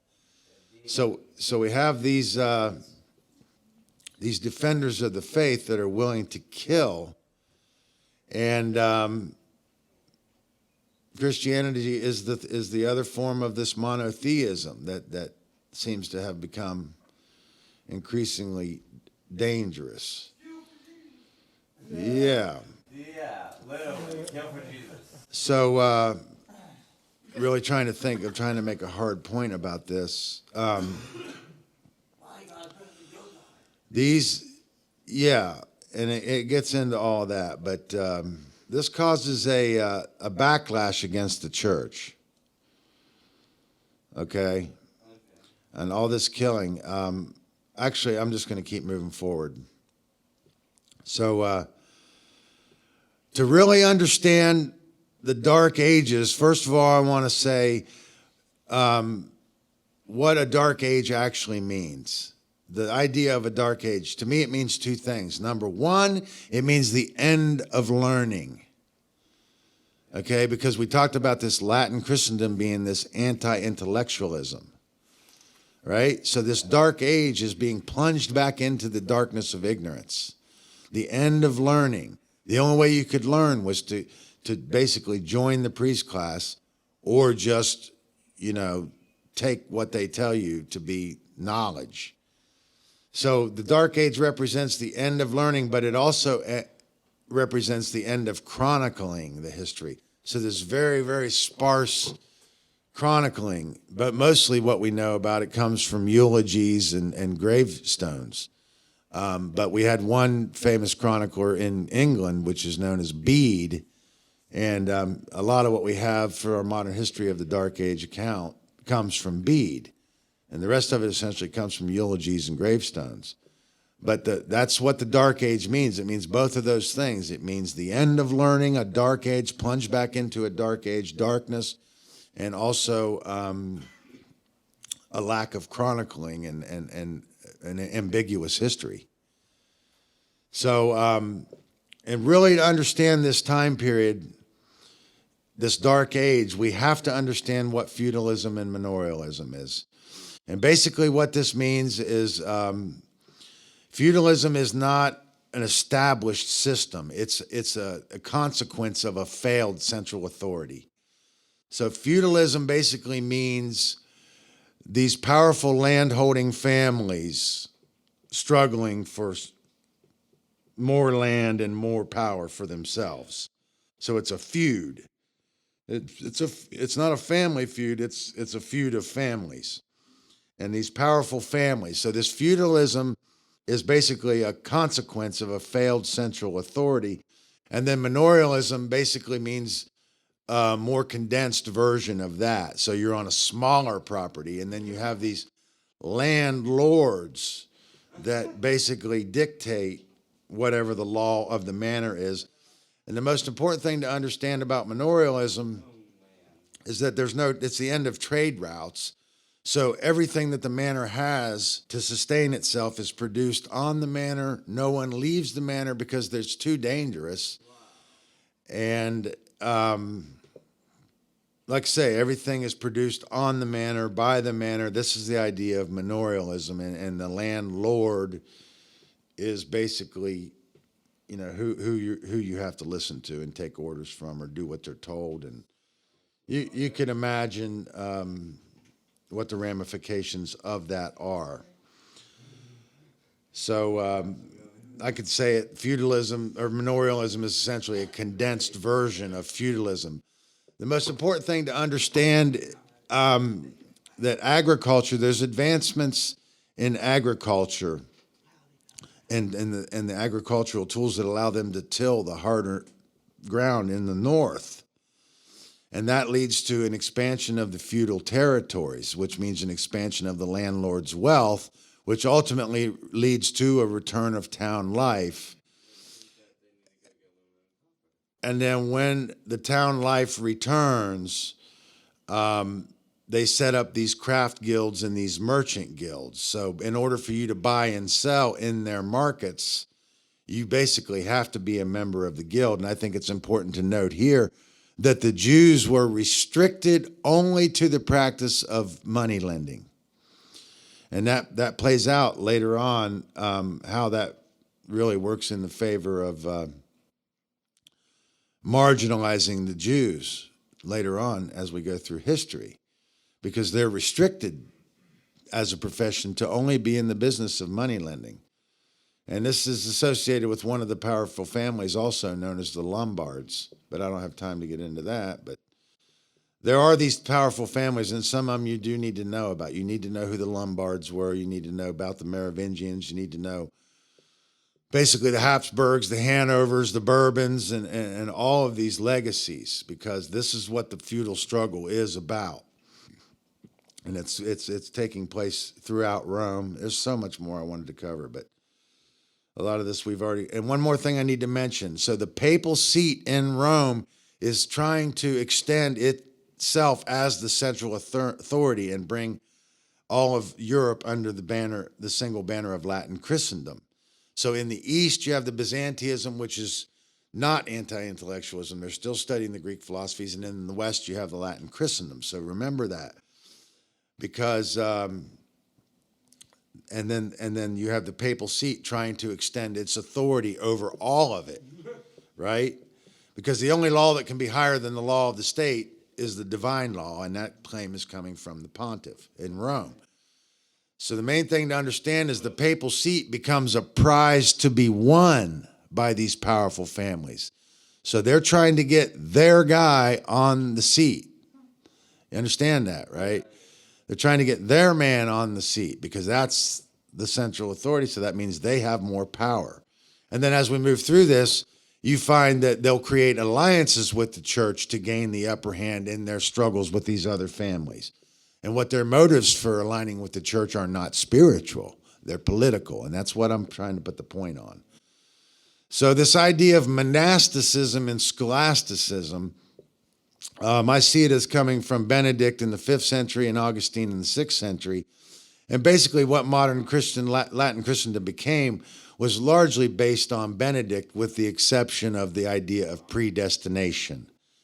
And if you want to really get into that, you're going to have to study it, because I'm not going to be able to explain it now anyway. But most of what we have with the rise of these monasteries comes from Benedict. And these become the new centers of learning. Of course, we know that learning is completely restricted to Scripture and only available in Latin, so the only way that the commoners could receive it was from the clergy. And then the Augustine's idea about predestination reemerges at the time of the Reformation, and that's part of what Martin Luther's work is about. So during this period, you have this tripartite society, which consists mainly of the clergy, the lords, and the serfs. You have the priest guided the souls of the faithful, the lords protected the society from its enemies, and the serfs provided the sustenance for everyone. And I want to make a point here about the term sin. Sin is an archer's term, and it means to miss the mark. And the reason I want to mention that is because of this idea in Latin Christendom of original sin. You're born in sin, but what that means is ignorance. You're born in the ignorance of darkness. Your journey is to rise out of that ignorance and understand your true spiritual nature. But this idea of original sin, it did a number on the psyche, because it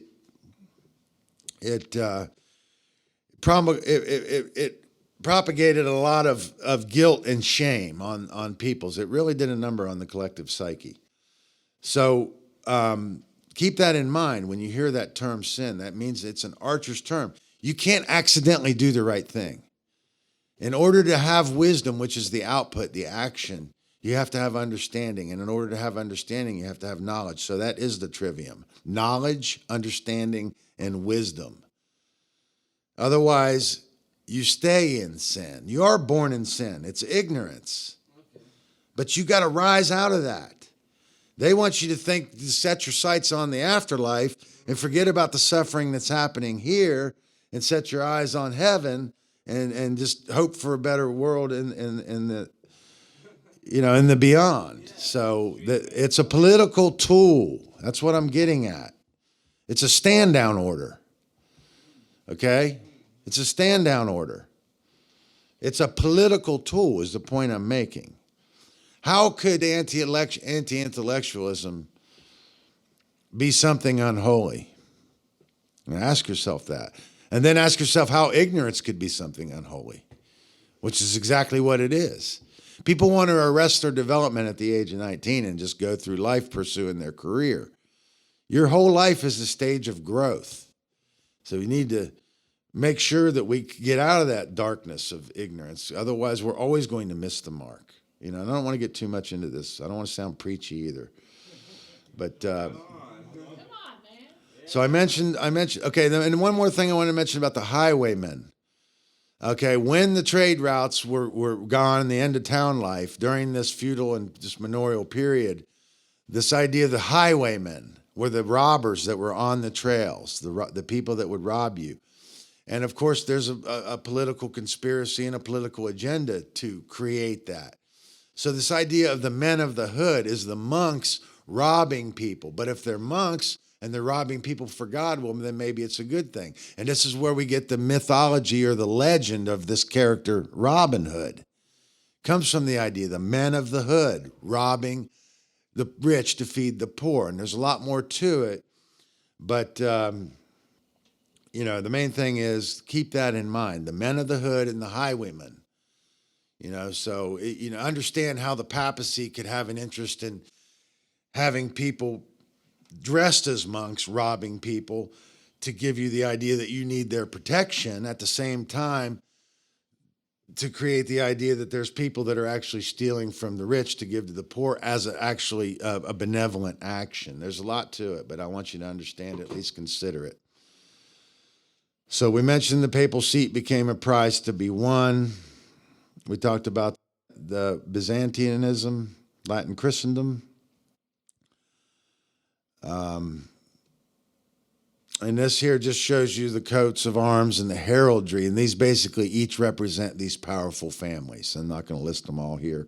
But just to give you an idea, that's what these represent, is these powerful families jiving in the feudal struggles. And so when the Magna Carta is formed, you're going to see all these seals on that document. Okay, so now 1066 is the date that everybody needs to know in history. It's probably the date that most historians or most people that are somewhat versed in history are familiar with. And this is the invasion of England from the Norman kings. The most significant thing about this to understand is that it's easier to understand where the line of true English kings ends rather than it begins, because it ends in 1066 at the Battle of Hastings, when these French Norman kings invade England. And the one point I need to make about England is that the difference between continental Europe and English politics is that continental Europe has always been absolutism. The absolute power of the king is unquestioned. But in in England, it's different, because there's a balance of power struck between the powerful land barons and the throne. So the main thing, it's important to understand, because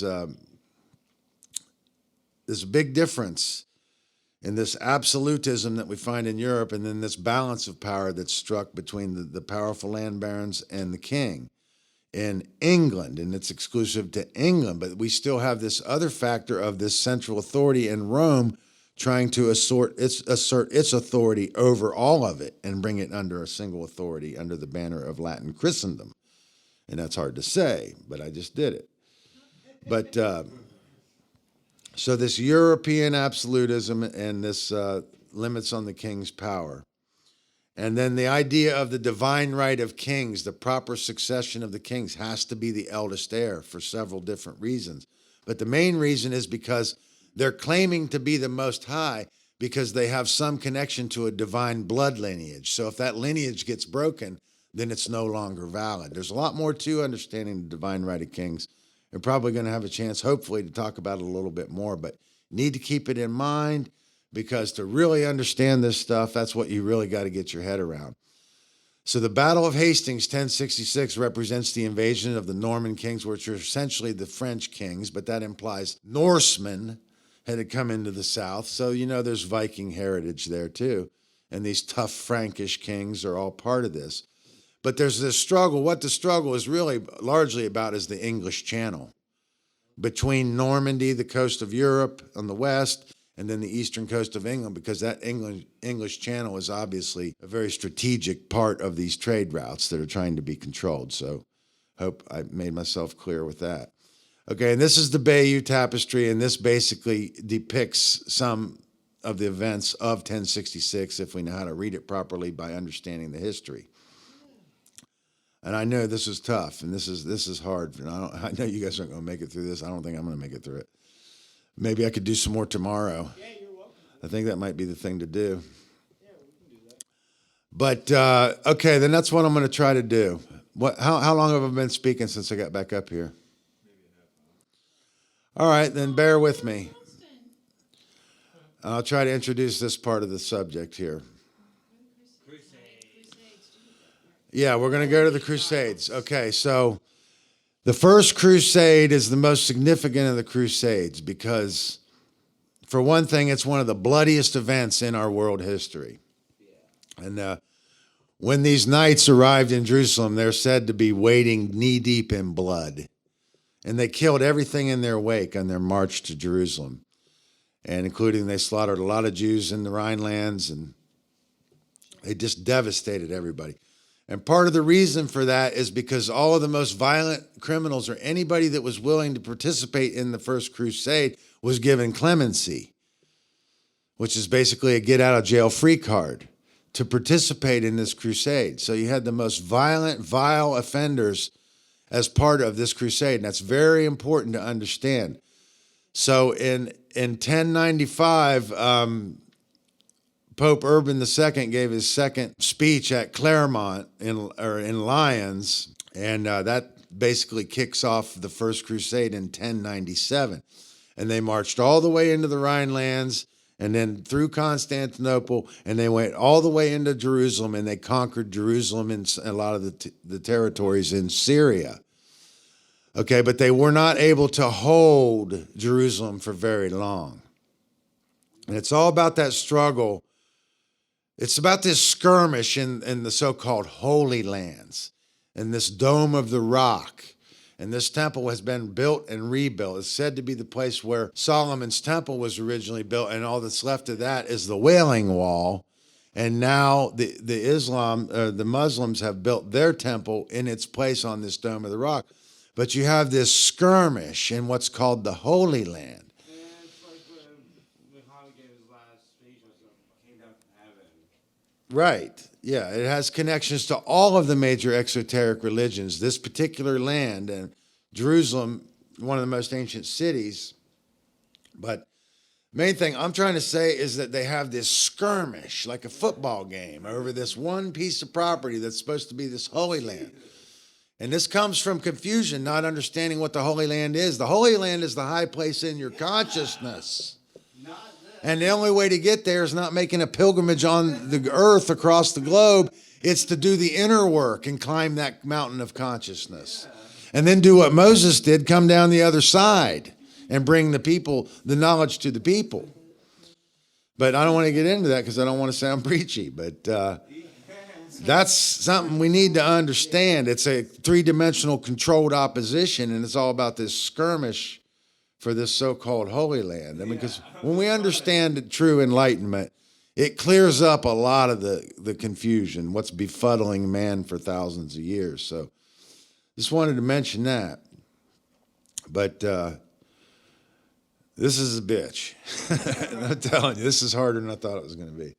But I appreciate your time and your patience. I really do. So the First Crusade, we talked about... there's so many things that are significant here. One of the things I want to mention is that cross that we see, that equilateral cross on the shield of the Crusader there. It's very significant. We're going to try to talk about that a little bit more when we talk about the Templars, but we're not going to get into it deeply. Main thing, though, is that's the cross of St. George. So we're going to talk about St. George and try to help explain how that became a political device. So this First Crusade did conquer Jerusalem, and they were wading knee-deep in blood, and they really got a bad reputation. It tarnished the reputation of the papacy because it was so brutal, and they slaughtered so many in the Rhinelands. And then they lost Jerusalem as they began to lose the outlying territories in Syria. Eventually, they lost control of Jerusalem. So we talked about how conquering the place is one thing and holding it is another. So we have to keep that in mind. The Second and the Third Crusades were largely insignificant because they failed to do anything except, there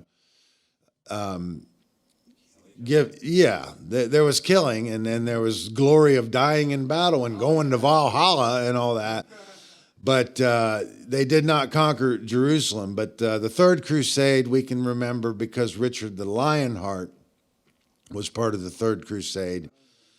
And he was one of the English kings that came from the conquerors in the Norman kings of 1066. So after 1066, basically ends the line of the English kings and begins the lines of the Norman kings. So we know that Richard the Lionheart came from a lineage of Norman kings, and he participated in the Third Crusade. And he was actually killed on his way back from Jerusalem. First, he was captured by the King of Belgium and held for ransom, and they ransomed England and bankrupted England for 4 or 5 years because they charged a huge ransom to get Richard, to free Richard from their custody. But then Richard got himself killed before he made it back to England, trying to siege some castle on the way back and plunder some castle. So Richard the Lionheart gets himself killed. But when we think of the Third Crusade, just try to remember the Third Crusade, Richard the Lionheart, they go synonymous. But I'm leading this all up to this Fourth Crusade. What is significant about this Fourth Crusade is we talked about how the First Crusade was basically the most violent offenders. Anybody that wanted to join could be given clemency, get out of jail free card, said the most violent offenders. It was a bloodbath. It tarnished the reputation of the papacy. Because of this tarnishing of the reputation of the papacy, these groups formed in opposition to the church. They wanted to go back to the simple life of Jesus and his 12 apostles. And the first of these groups to emerge was the Franciscans, based on Saint Francis, who basically sold all his material belongings and gave up all his wealth to wander throughout France and spread the gospel of Jesus and his 12 apostles. And it created a following known as the Little Brothers. And that Little Brothers became, just remember, this group was formed as an opposition to the authority of to the church. But eventually it's assimilated by the church. But it, inspired by the Franciscans, Little Brothers was another group that formed based on the life of Peter Waldo, who also had sold all his belongings and basically preaching the gospels of Jesus and the 12 apostles. And then the Dominicans are more Spanish oriented, but they also modeled their affairs in correspondence with the Franciscans. So you have the Franciscans and the Dominicans, and the Franciscans were the Little Brothers, and then the Dominicans, based on Saint Dominic, they formed what became the Inquisition. And the Inquisition were the heresy hunters. They were the secret police rooting out the heresies in the kingdoms, whether it be Jewish, Catharism was one of the big threats they were facing at the time, or Islam, or pagan, or otherwise. Because remember, from the time of the Council of Nicaea, anything that was not Latin Christian was basically assigned, labeled pagan, and heresy hunting was the new sport. So it's very important to understand. So these Dominicans became known, they were the central body, or they were the chief operators of the Inquisition. They were the one carrying out the sentences and what have you. And the Franciscans were kind of rooting them out. And then the Dominicans were kind of rounding them up. So the Dominicans became known as the Hounds of the Lord. And that's very significant because we're talking about one of these English traditions of dog breeding and pedigree. In England, they bred a dog known as the Jack Russell Terrier, and I've had two of them, and I've had both versions. One of these dogs is a smaller dog, and he's more muscular because he has more corgi in him, and he's the dog that's used to root the fox out of the hole, and that fox is the heretic. He's an analog of the heretic because their sport, fox hunting, is a metaphor. It's paying tribute to this heresy hunting. And this tribute is based on this practice of heresy hunting. So this idea of the fox, the clever animal, is the heretic. And this first Jack Russell, okay, and these are Parsons Terrier. Well, what's a parson? It's a priest. That's why it's the Parsons Terrier. So we know it has Christian heritage. But also the idea of pedigree, I wanted to mention that it's connected to the idea of the divine right of kings. So the idea, the big fuss about a dog having pure pedigree is also connected to the tradition of the divine right of kings. Okay? So you have this first dog that roots the fox out of the hole, and then you have the other Jack Russell, which is a lot more like the one I have now. He's a little bit more hound dog in him, and he's a little bit larger dog. And these dogs, they have a better scent, and they're running packs with horses. So they hunt these foxes on horseback. And that's one of the things I noticed in the differences between these two dogs I've had. These dogs, the one I have now, looks more like this. They actually have the kinetics of horses. That's the first thing I noticed when I got this dog. He runs like a horse. He moves like a horse. And now I know why. Because it's part of his genetic cell memory. And he's mine. But they're and I'm not trying to marginalize these dogs. I've had these dogs. I love these dogs. They're not great pets in the sense that these are hunting dogs. They're bred for a specific purpose, but they do make good pets if you give them the attention and time they need, which is a lot. But I really wanted to mention that these dogs were bred by John Jack Russell, who was a parson. And he was known as the Sporting Parson, the Viceroy of Swimbridge, rector of Black Torrington in North Devon, was an enthusiastic fox hunter and dog breeder who developed the Jack Russell Terrier, a variety of fox terrier breed. Main thing I wanted to explain is that this is an homage to the tradition of heresy hunting, fox hunting, 20th century fox. Think about that. Wow. Who's the 20th Fox century? News. Who's the 20th century fox? We are. Who's the 20th century heretic? We are. So think about that. I think it's very important to understand. So we talked about the divine right of kings. And I almost got through this. I could get us through this. How long have I been speaking? You can continue. And then I just can't Just tell if gotta I'm get going to forward. Okay, so the Fourth Crusade, I got to finish that at least. The Fourth Crusade, what's significant about this is you have an exceptionally militant pope known as Innocent III. And Innocent III is part of the reason that knighthood is raised to the highest position in society. Because the papacy, that was the one thing that we mentioned when we talked about the Franciscans and the Dominicans, is they started out as in opposition to the clergy, but they became assimilated, and then they became agents of the clergy that formed the Inquisition. So it's important to understand how Rome figured out a way to assimilate that opposition and put it to work for them and create these very dangerous, barbaric groups that formed from the Dominicans and the Franciscans. So pretty much Regan rates from Lord of the Rings. I'm not familiar with it, but I have heard that. It sounds interesting. But anyway, so this Fourth Crusade, the idea is to bolster the reputation of the papacy because they've been tarnished by the First Crusade. And what they did was they raised the knighthood to the highest position in society, the most honorable position, essentially equal to that of the king. Well, everything I'm talking about now is so we can understand how this all comes into the modern world. So I wouldn't refute that. You know, I was just going to understand it in a little bit broader perspective.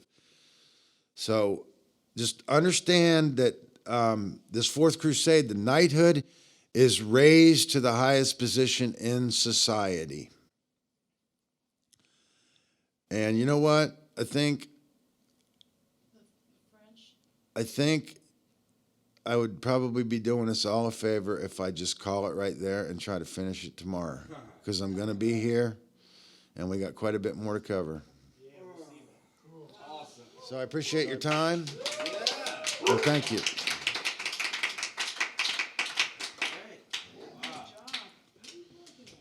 Here at the S.E.E.D conference, we're going to try to finish this today, but we'll see how it goes. I really appreciate your patience with this and your interest in this information. I'm going to do my best to get us through this. I think it's very important in helping to understand what's actually happening in our modern world. So we left off last night at the Crusades, but I'm going to back up just a bit and start with the Battle of Hastings in 1066. What I like to call, everything after 1066, I like to call the Hastings Theater. Okay, so the Norman kings were the French kings that invaded England. So it's easier to understand where the line of English kings ends than it is to understand where they begin. Because after 1066, there really was no true English king, so to speak. And Harold II would have been the last of the original English kings, and he was killed on Senlac Hill in the Battle of Hastings by William the Conqueror. And the struggle is ongoing for this English Channel because it's about controlling the trade routes. And so we can understand not only how England is strategically important because it's off of the mainland, but how that would be a critically important trade route. So the struggle for control of England and Normandy goes on throughout the history from there. And it does continue, and I can't get into all the details of that, but it's very important to understand. So after this Battle of Hastings, we have this invasion of these French kings, these Norman kings. And like I said, Harold II is killed by William the Conqueror at the Battle of Hastings. And again, just to remind us, the main difference between, see, because when we want to study history, we really have to distinguish England from the continental Europe. And the main difference to understand is in continental Europe, we have what we can call absolutism, which is the absolute power of the king.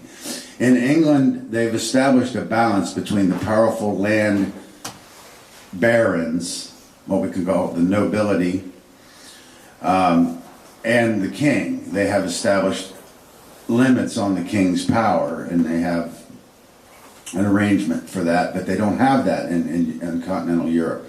That's very important to understand. So when you study history, I recommend that you don't start with England, but you know, you can do it any way you want. You can start in the middle and work your way back, or you can start in the beginning and work your way forward. Or you can start at the French Revolution, but you can't really understand what's happening there until you really understand most of what's happened leading up to that, which we've covered yesterday. And that's what I'm trying to put the emphasis on, is how to understand, to build this bridge and understand the ideas and how these ideas move through time. Because if you don't understand that, we really can't really get a scope of what's happening and what's really critical. I think a lot of people are afraid of history because they just get overwhelmed. I mean, let's face it, it's a vast topic. If we studied every person that ever lived and their life history, I mean, we'd need thousands of lifetimes to do that. So we you know, but one thing we can be grateful for is there really aren't a lot of chroniclers. So we have to be aware that, you know, hey, you know, when it comes right down to it, there's not that many chroniclers.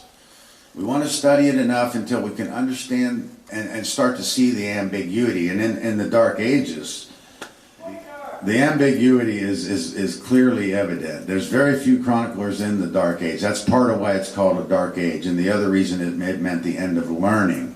So the only way to learn in the Dark Age was to go to the clergy or the priest class and only study one book. Because we talked about the Latin Christendom is an anti-intellectualism.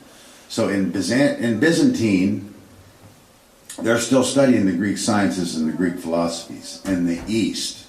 But in the West, you have the Latin Christendom, and it is absolutely anti-intellectualism because they're threatened by anything that challenges their dogmatic scripture. And it's very important to understand because when we get to Martin Luther and Thomas Aquinas, speaking of Thomas Aquinas, I feel that Thomas Aquinas' work represents how much time it took for them to figure out how to use the science to enforce their scripture. So I think it's important to understand it in that light, because they knew they couldn't hold it back forever, but to me, Thomas Aquinas is the point where they're starting to understand how they can use this Greek rationing, or Greek rationalism, to verify their scripture. So that's very important to understand. And okay, so we talked about the Battle of Hastings, and this is the Bayeux Tapestry, and it basically depicts some of the events that led up to the death of Harold II. So after this, basically we're dealing a line of French kings on the English throne. So basically the beginning of the 11th century marks the height of the papal power. And it also marks the point where the Crusades officially kick off. Of course, the heresy hunting has been going on essentially since the Council of Nicaea, the defenders of the faith. But it's really upping its game here when we begin these Crusades. We talked about the speech that Urban II made at Clermont and Lyons in 1095, and then how the Crusades kick off in 1097, and they do go all the way into the Rhineland and just slaughtering everything in their wake. And the most significant thing about the First Crusade is that anybody that wanted to participate in the Crusade, including many of the most violent offenders that they had in their prisons, were allowed to participate in the First Crusade and given clemency for doing so. So they did manage to conquer Jerusalem, but they were unable to hold it for very long. And that's significant. So we need to understand conquering is one thing and holding something is something, else. I think it's very important to understand that, especially when we are talking about enlightenment, because getting to the top of the mountain is very hard. But coming down the other side of the mountain and trying to help others is even harder. So it's really the beginning of a long journey. I think you should keep that in mind in regards to conquering and then holding. And we distinguish the Vikings as they were not really conquerors, or they really weren't conquerors in the sense that they were just more plunderers. They would conquer, take what they need, and they'd be gone. So that's important to understand. So only in the First Crusade did they manage to siege Jerusalem and hold it for a period of time. But eventually that's taken back by Saladin. And the Second Crusade didn't amount to much. They didn't even manage to make it into Jerusalem. And then the most significant thing that helps you remember what the Third Crusade, again, they did not make it into Jerusalem, but it was a bloody massacre. And Richard the Lionheart was one of the Norman kings that was sitting on the English throne that participated in that crusade. So that can help orient us with the Third Crusade. Just remember that's during the time of Richard the Lionheart, and when he failed to retake Jerusalem from Saladin, he made his way back under cover and was captured by the king of Belgium and held for ransom and cost the English throne quite a bit, damn near bankrupted England to pay his ransom and get him back home. But once he was released, he actually was killed in a siege, a frivolous siege on another castle before he even left the mainland. So he was succeeded by his brother, John the First. And John the First is an interesting character because to me, he's the most fascinating of the English kings, and I'm glad I have a minute to talk about John the First. The most important thing to remember about John the First is that he was reigning from 1199 when Richard the Lionheart was killed to essentially 1216. And that's during the signing of the Magna Carta, which is the Great Charter. And essentially what the Magna Carta was an established limit on the king's power. It's usually about these new French kings agreeing to uphold the old laws of Edward the Confessor, who preceded Harold II. So unfortunately for King John the First, I want to recommend you watch the movie Robin Hood with Russell Crowe. I think it was made in 2008, because it's actually an exceptionally accurate depiction of that period of time and the signing of the Magna Carta, with the exception of the character Robin Hood, because the character Robin Hood came from writings that came, not until the 15th century. And again, I talked about earlier how it was this archetype of these men of the hood, which would be associated with monks. And they, because it was during the feudal period, it was the end of the trade routes, which meant, and then manorialism, manorialism was like condensed feudalism on a smaller and smaller land lot. And during the manorialism, everything that the manor needed was produced on the manor. No one left the manor because it was too dangerous, because the roads were riddled with these highwaymen. So it's very likely you'd be robbed or killed if you left the manor, so nobody dared leave the manor. And it was the end of towns because there was the end of trade routes, and you know, we talked about the feudalism and the manorialism. It's very important to understand those things. So everything I mention here, you know, is just to encourage you to look further into it. There's no way we'd have time to go into all the details, so that's why my purpose here today is to help us understand what we need to focus on and how to build that bridge and understand how these ideas are moving through time. So I do recommend that movie because it does kind of give you a very accurate account, and it's one of the greatest movies I've ever seen, honestly, because everything is very accurately depicted with the exception of the character Robin Hood, who is essentially a fiction. But it's also interesting to note how they're trying to make him look like a historical figure. And we got to ask ourselves why they want to do that. Because that, when we talk about 1984 by George Orwell, the idea of down the memory hole, you know, everybody says history is written by the victors. And they just picture, okay, well, we won the war, we'll just write the history.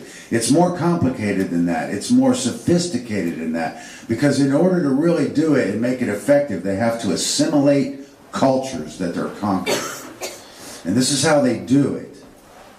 So, like the legend of King Arthur, which we're going to talk about for a minute, in a minute, how we can see that in real time now being fused into actual bona fide history, when in fact it was derived from Celtic lore, which goes even farther back into ancient nature cults.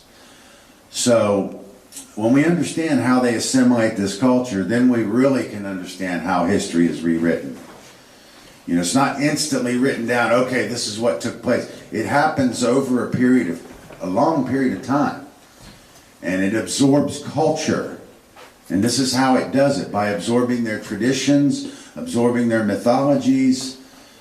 But again, talking about King John, you can get a really accurate account of that period from 1199 to 1215 in that movie Robin Hood. So I will recommend that film. And I'm not really one to recommend films, but I was quite fascinated by that.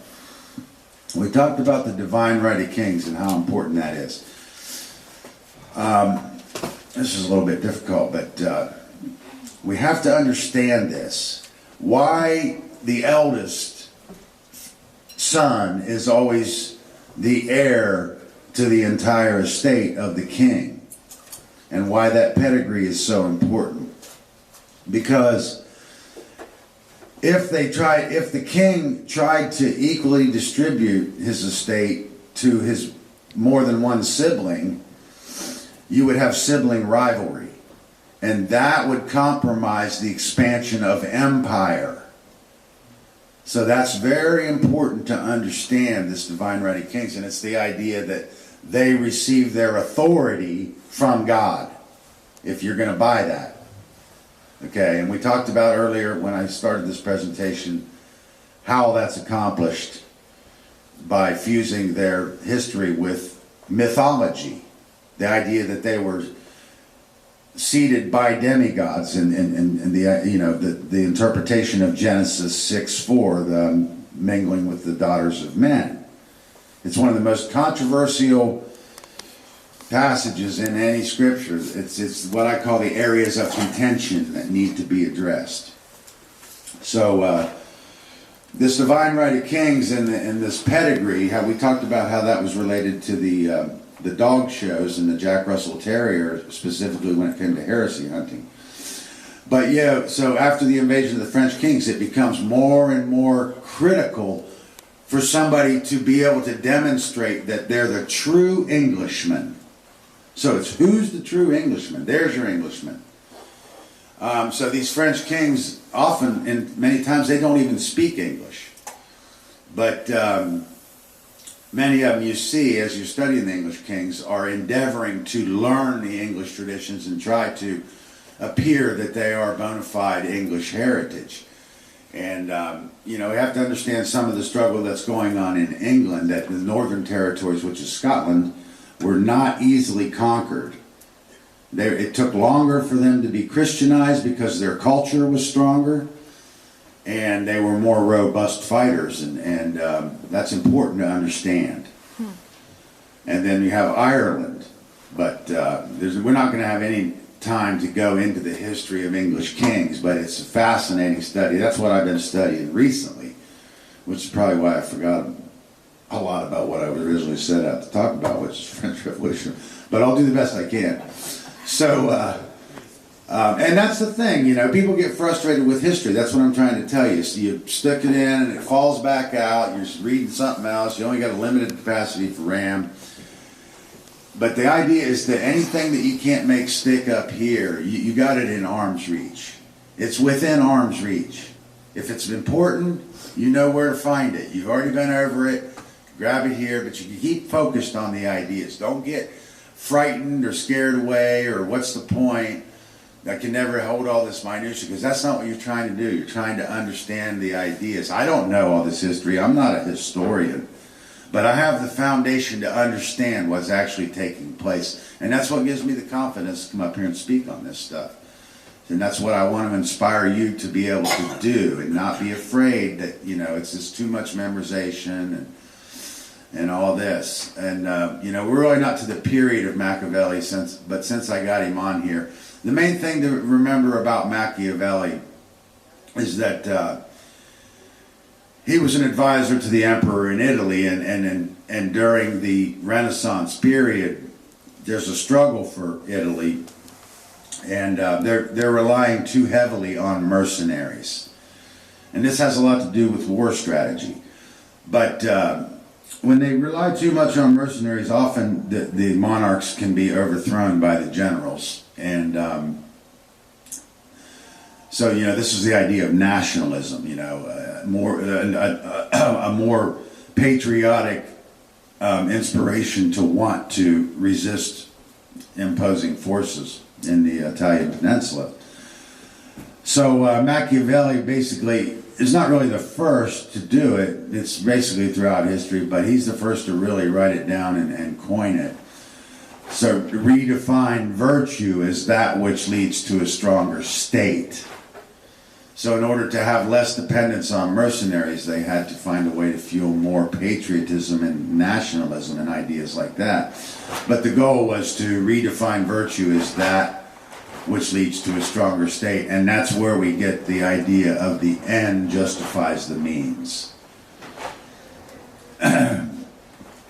And raison d'etat is by reason of the state. And that comes from Richelieu under Louis the 13th. And that means by reason of the state, which is essentially the same thing. It's about the French absolutism, which is what is the causal factor that leads up to the French Revolution. That's the primary factor, is the absolutism. That's what's being rebelled against, is the absolutism of the crown and the throne.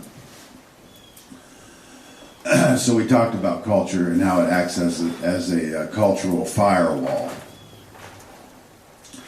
And I'll go ahead and comment on the heritage and the accent. Okay, when you hear somebody with a strong drawl, like he's got a Texas drawl, but then you hear somebody that's got even a stronger Texas accent, it's important to understand what that is, because it's about nationalism, or, you know, yeah, basically, or patriotism. Because if I have a Texas accent, that means I'm proud to be Texan. But if I have a stronger Texas accent, I'm more Texan than you are. And that's how these accents get so exaggerated. And the same thing happens in England. Because remember, we talked about how important it is. Who's the true Englishman? And, you know, we have the Cockney accent in the ghetto, and then you have the courtier accent in the court. So, and we can hear it, like Monty Python is the Cockney accent, you know, the English ghetto accent. But that's important to understand what that's about. You know, to get one up, the leg up on the other guy. I'm an Englishman, but I'm more of an Englishman. Or I'm a Texan, well, I'm more of a Texan. That's important to understand because we're talking about culture. In order to really understand history, we have to understand culture. We have to understand what these ideas are and where they come from and how they could benefit who, qui bono, who stands to gain. And we're talking about how Rome assimilates culture. So ultimately, you know, it's psychology. You know, the spiritual war that's being fought is a psychological war. So everything I'm trying to explain is about taking back the power of your own mind by understanding these things. And I'll go ahead and talk about the Druidic priest just for a second, the Shemsu Hor. Eventually, you know, probably by the 3rd century, they were entirely, well, at least by the 4th century, they're entirely assimilated, and you just had imposters standing in there. But these Druidic priests had a pure tradition that can be traced back to Egypt, and that's important to understand. And that's not easy work to do, but the knowledge is available. The information's there. We can show that these Druidic priests have remnants of Egyptian tradition. And as you know, my last year's presentation, it's all about how all of these cultures had eventually come from Egypt. But these were wise men. I mean, these were probably, during this time period, probably the wisest men left on the planet, most of their predecessors having been killed. The learned men slaughtered. All of the stellar people were decimated throughout Europe by solar people. The sons of the sun, if you will. So we have to understand that. So during the first, we talked about First Crusade, we talked about Second Crusade, and Third Crusade, basically not having much success of anything. But this Fourth Crusade is different because, like we talked about, the reputation of the papacy was tarnished by the bloodbath of the First Crusade. So they needed a way to bolster their reputation. And unfortunately for King John, he was confronted by an exceptionally militant pope, and that's Pope Innocent III. And Innocent III did excommunicate John for Magna Carta and anybody that supported Magna Carta.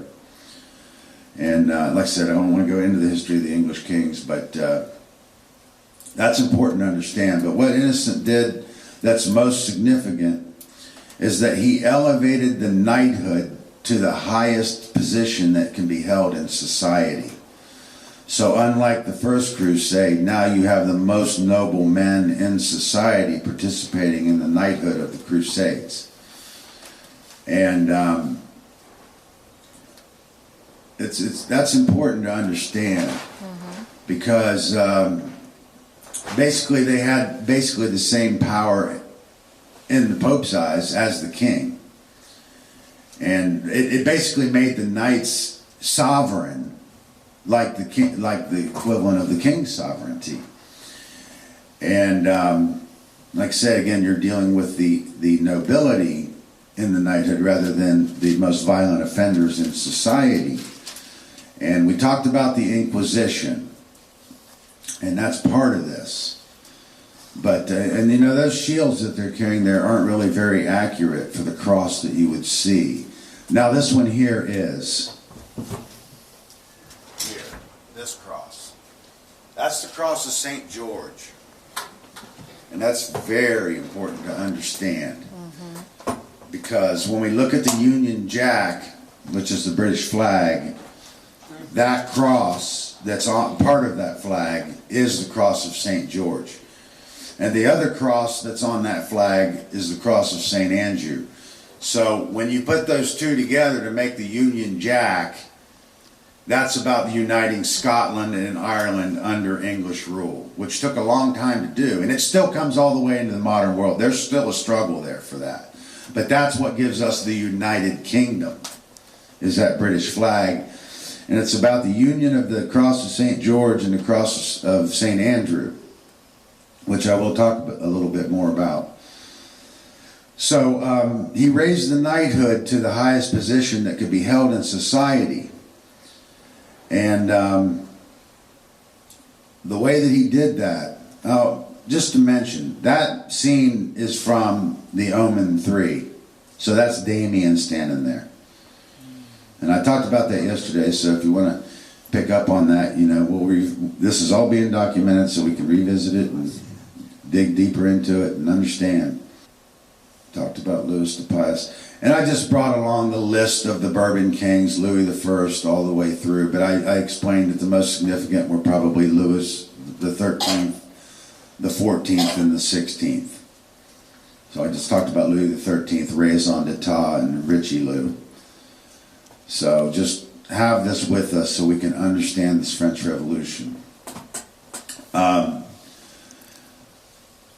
Talked about the European absolutism and the English tradition of limits placed on the powers of the king. Parochialism I did not mention, so I better mention that.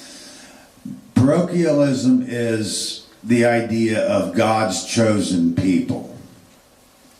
Okay, and as we know, the Hebrews or the Jews make that claim that they're God's chosen people. Excuse me, and that's what parochialism is. And I can't remember exactly how I was tying that into the Divine Right of Kings. I think I was just making a note there to mention it, but that's important. Because I would assert that God's chosen people are the learned men. What's important about Edward I is he basically invents nationalism. And the way that he does that is, here we talked about how they're assimilating culture and this is how they're doing it, because this is an English tradition, this King Arthur, the Celtic tradition. So they took the bones that were found by these monks in the 13th century, and they moved the bones to Westminster Abbey, and his queen, which I believe would be Eleanor, most of them are Eleanor, so I got a 50-50 shot at that. Yeah, it's Eleanor. They moved the bones to Westminster Abbey and placed them in the church in Westminster Abbey. And that's how he invented nationalism. And it did work, because after that, when he wanted to conquer Wales, he was able to garner the support of the nation and raise the funding, and managed to conquer more of the mountainous territory in Wales than any other king prior to that. So that's important to understand, how they're using this cultural tradition that, you know, predates even the Roman colonialization of England. So, well, the legend of King Arthur is said to have begun as an oral tradition in the 5th century, but it has more heredity than that. Edward I was also known as the Hammer of the Scots, because he's the one that conquered Scotland, which created the rebellion under William Wallace, which we know as Braveheart, and then he was succeeded by Robert de Bruce when they seized Edinburgh. And another thing that Edward did was he singled out all the Jews and made them wear a yellow star, and so they could be distinguished, because we talked about yesterday how if you weren't part of the craft guild, you weren't allowed to buy and sell. So the merchants were restricted, and the Jews were forbidden from participating in any other occupation other than money lending. So Edward made the Jews wear this yellow star so they could be identified in the society, and 650 years later, the Third Reich would adopt his policy of persecuting the Jews. So that's very important to understand. And then again, Edward III, he created the Order of the Garter, where two teams would act out in a tournament in an Arthurian drama, and that was known as the Order of the Garter. The idea that the life of the king or the life of the royalty is put into a perspective, a theater, for the public to view, but it has nothing to do with their private lives or who they really are or how they really are. So it's what is on the surface that the public can see that is the theater. This is part of what I call this Hastings theater. But so Edward III invented nationalism using this Arthurian cultural tradition, and Edward I did, and then Edward III created the Order of the Garter, and they took St. George's Castle and would reenact these Arthurian dramas in tournament with two teams, and it created the theater of royalty as well. So he's providing entertainment for the masses as well as Propaganda. the propaganda of the theater of the royal family. So we need to keep that in mind, because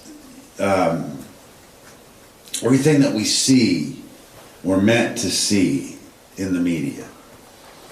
And it's part of this theater and how it comes down to us in the modern world. It's what you could call the editorially scripted narrative.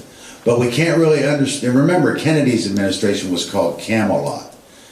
I'm asserting that if we don't understand King Arthur, we cannot understand the world that we live in, and how that's part of the culture and the heritage and these struggles that come all the way into the modern world, and the method that's used.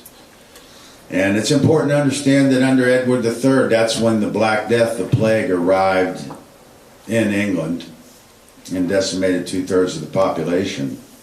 He's not the one that invented nationalism. That was Edward III. So I just apparently didn't fix that slide.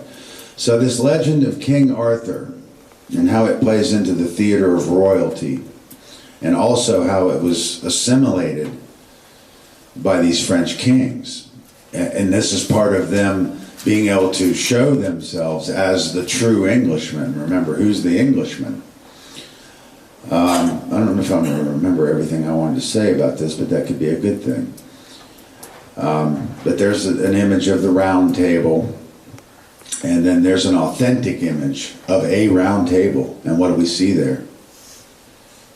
Cross, Anybody? the checkerboard Checkerboard floor, the floor. two And what does that pillars. mean? Base level of consciousness. Well, what else does it mean? Roulette table? What's the tradition? Freemasonry. Oh, okay, yeah, Freemason. Freemasonry. There's the two. There's the two pillars. Yeah, I said Yeah. that. Okay, so this is all part. This is all part of this theater of royalty. But we have Rosicrucianism giving rise to ancient Freemasonry, which can be shown to be traced back to Egypt. And I mean, essentially everything in the world is Freemasonry. All of the forms of the religions, all of the symbolism, all the forms of the things that are man-made, rectangle, square, all of it is Freemasonry. But we can't understand that until we understand the pure Egyptian science. We have to understand form, because form is everything, and then we have to understand the polarities, which is what the pillars represent partly. But here we see how much this is becoming more and more fused into their heritage, and how this Fourth Crusade raised these knights up to the status of the king's sovereignty. So we have this round table, which in absolutism would be seen as an abomination, this round table, because it means no one sits at the head of the table. So this is part of this. This is part of this Fourth Crusade. This is part of this plan to assimilate culture and raise order followers to the highest status in society. So that's what's important to understand about the Fourth Crusade. Now here's a movie called The First Night. It has Richard Gere and Sean Connery. I recommend you watch this movie. I recommend you get every piece of information you can get on King Arthur and study it. In fact, there's a new one coming out this month, I think in like 3 days. And one thing I will note about that movie coming out that I noticed right away is that they have ethnically diverse knights. Mm-hmm. They have African knights. That's going to cause a backlash in England. That's going to cause, I anticipate a serious backlash about that in England. Because it's disrupting their culture. Obviously, they're not the true Englishmen. So what are they doing at the round table? You see what I mean? But they're making this a global affair. And that's part of what I saw when I saw those previews. But I recommend this movie. And anything you can get on King Arthur, I suggest you study it and cherish it and understand it. And ultimately read Ritual of Romance so you can understand how this comes from the nature cults and the Fisher King legend. Because honestly, you may not understand what I mean when I say this, but the Fisher King legend is the central problem. We have to know what that is. Just wanted to mention the Templars a little bit. There's we could go on, we could give this whole history over and over again, or over from the beginning again, when we consider these secret societies. I think you should just think of them as somebody's private army.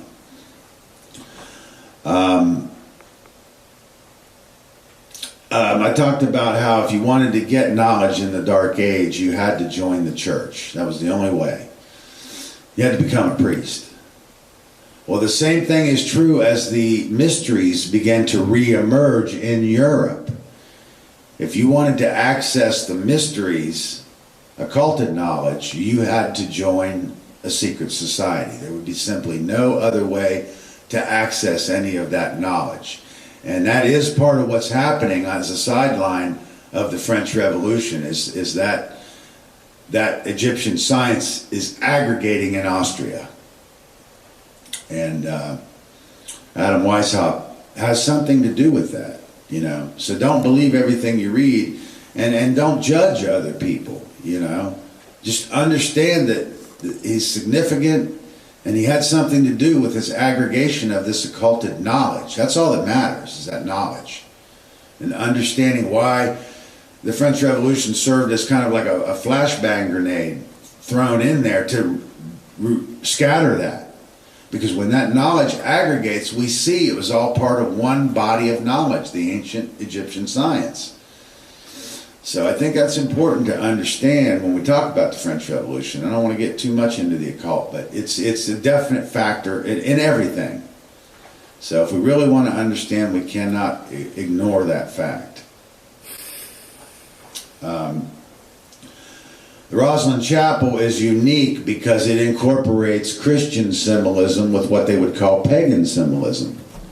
And it's the only temple that's ever been built that does that. And my theory on that, when you're studying the Templars, there's so much ambiguity.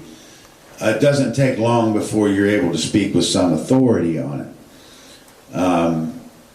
Because there's nothing really historically too much accounting for the Templars that's in academia. So most of it is alternative research. But it's a fascinating subject, and I think the most important thing to understand about it is that they seem to have returned from the Holy Land with some of the Egyptian science, and they codified it, or they made this building a repository for that. So this building has a blend of what they would call pagan, what the church would call pagan and Christian symbolism. So it's the only one of its kind, and this is built by the Sinclair family, and it's in Scotland. So the Rosslyn Chapel is a very interesting topic to get into. The most significant thing that I would mention about John Dee is that, well, I don't even know if I want to get into John Dee, but the main thing to understand about him is that he was the instructor of Francis Bacon. And Francis Bacon is a very intriguing character in history. There's a controversy that believes that he was the actual William Shakespeare, and there's another story that Shakespeare was the propagandist for the Tudor dynasty. That's why Richard III comes down to us as the most evil king of all times. There's a lot to that, but it's important to understand. So we just mentioned John Dee. Obviously, he's post-Renaissance, which means the return of learning.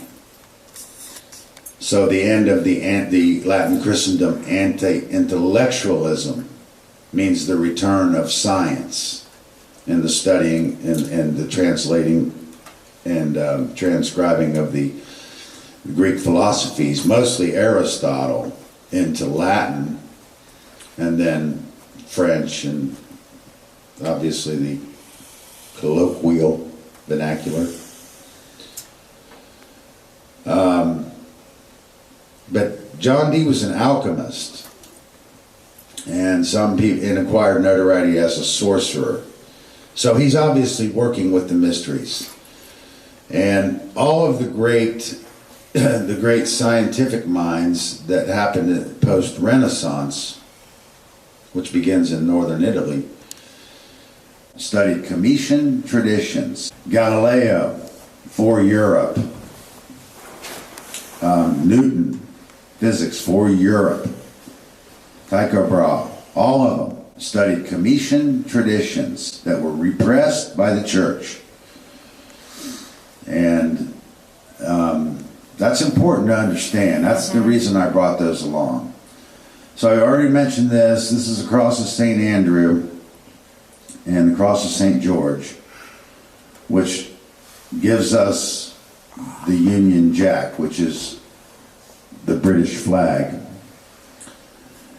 And these are the patron saints of Scotland and England. And I didn't really want to get too much into the St. George thing, but Jeez. well, I will. It is important to understand that this is a corruption of the hero myth, because the dragon is the dragon. A dragon is a symbol of non-existence, so it's an illusion. So conquering the dragon is conquering the illusion. Triumph over the illusion of materialism. That's the illusion. What our five senses tell us is real is the illusion, ironically. So we have to develop our sixth and seventh sense to be able to understand that the slaying of this dragon is an allegory or a metaphor of conquering the illusion of materialism. But here again, we find them fusing it into their history. And what's interesting is that St. George, when he kills the dragon at the lake, he becomes a healer of this horrible disease. And to me, that has implications of bio-warfare. We have the disease and we have the antidote. If you convert and agree to get baptized, St. George will heal you. So I think you need to at least consider that as a possibility. I would consider it as a probability. But, so there's the cross of St. George. I don't say much about St. Andrew other than another patron saint of Scotland. So the Union Jack, you can see how culture is being assimilated. You can see how important that is, because we study the English history, we understand how the struggle between Scotland and England, it still exists. And Ireland as well. So hopefully I've covered that enough. I guess I just included that again. Here's Henry VIII has a round table at Winchester Castle. So that was the main thing I wanted to mention on that. And in that table at the center is a Tudor rose. So to me, that's an indication of the Rosicrucians, but it's also about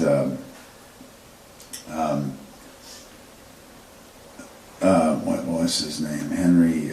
Well, it's about the War of the Roses and the House of Lancaster and the House of York, which is the War of the Roses, the red rose of the House of Lancaster and the white rose of the House of York. Because when you study the history, they're not going to go into the Rosicrucianism and the mystery traditions. But that's on you, and that's to really get the understanding. That's where you ultimately have to focus. But you need this academic long view of history first. Just build this bridge so you can understand how these ideas move through time. Does anybody here know what St. Anthony's fire is? Yeah, What is it? it's from the ergot poisoning. That's correct. Yeah. Ergot poisoning. Ergot is a fungus that grows on rye. And it's actually,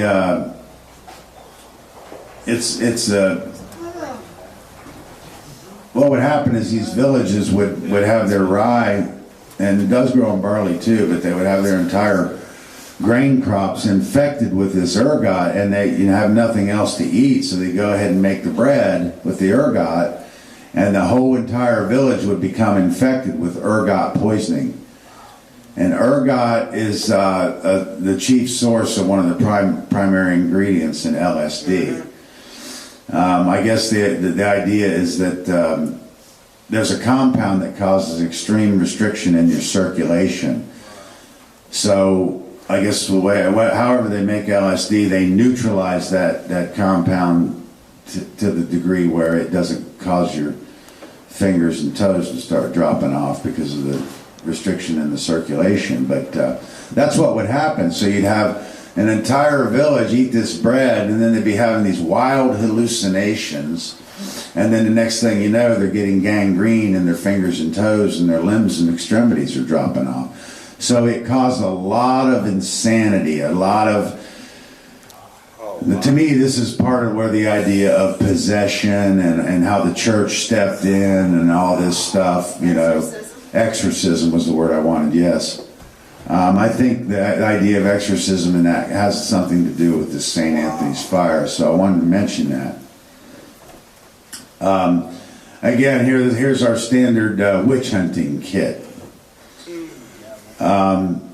And again, beyond the pale just simply meant beyond civilization, which means barbaric based on their definition of what civilization is. Civilization is an endless perpetual war by our modern definition. Actually, Sam Westrau's modern example of the rye. They've done scientific studies where they went and tested actual soil where they stored the bread in the ground. Yeah. And they found traces of the same rye in Salem, Massachusetts. So that. It came over here, and I'm glad you mentioned that. Yeah, because it has to do with this witch hunt.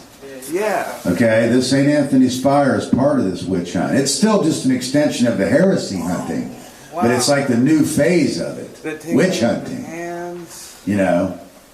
They're possessed by the devil. Yeah, the tingling in the hands. So it makes it okay for us to drive a stake through their heart, or torture them, or burn them at the stake.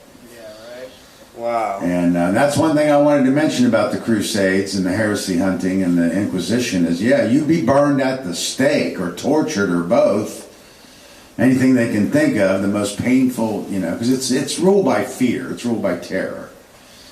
And how the Latin Christendom is trying to bring everything under the single banner of the central authority of the seat of the papacy in Rome.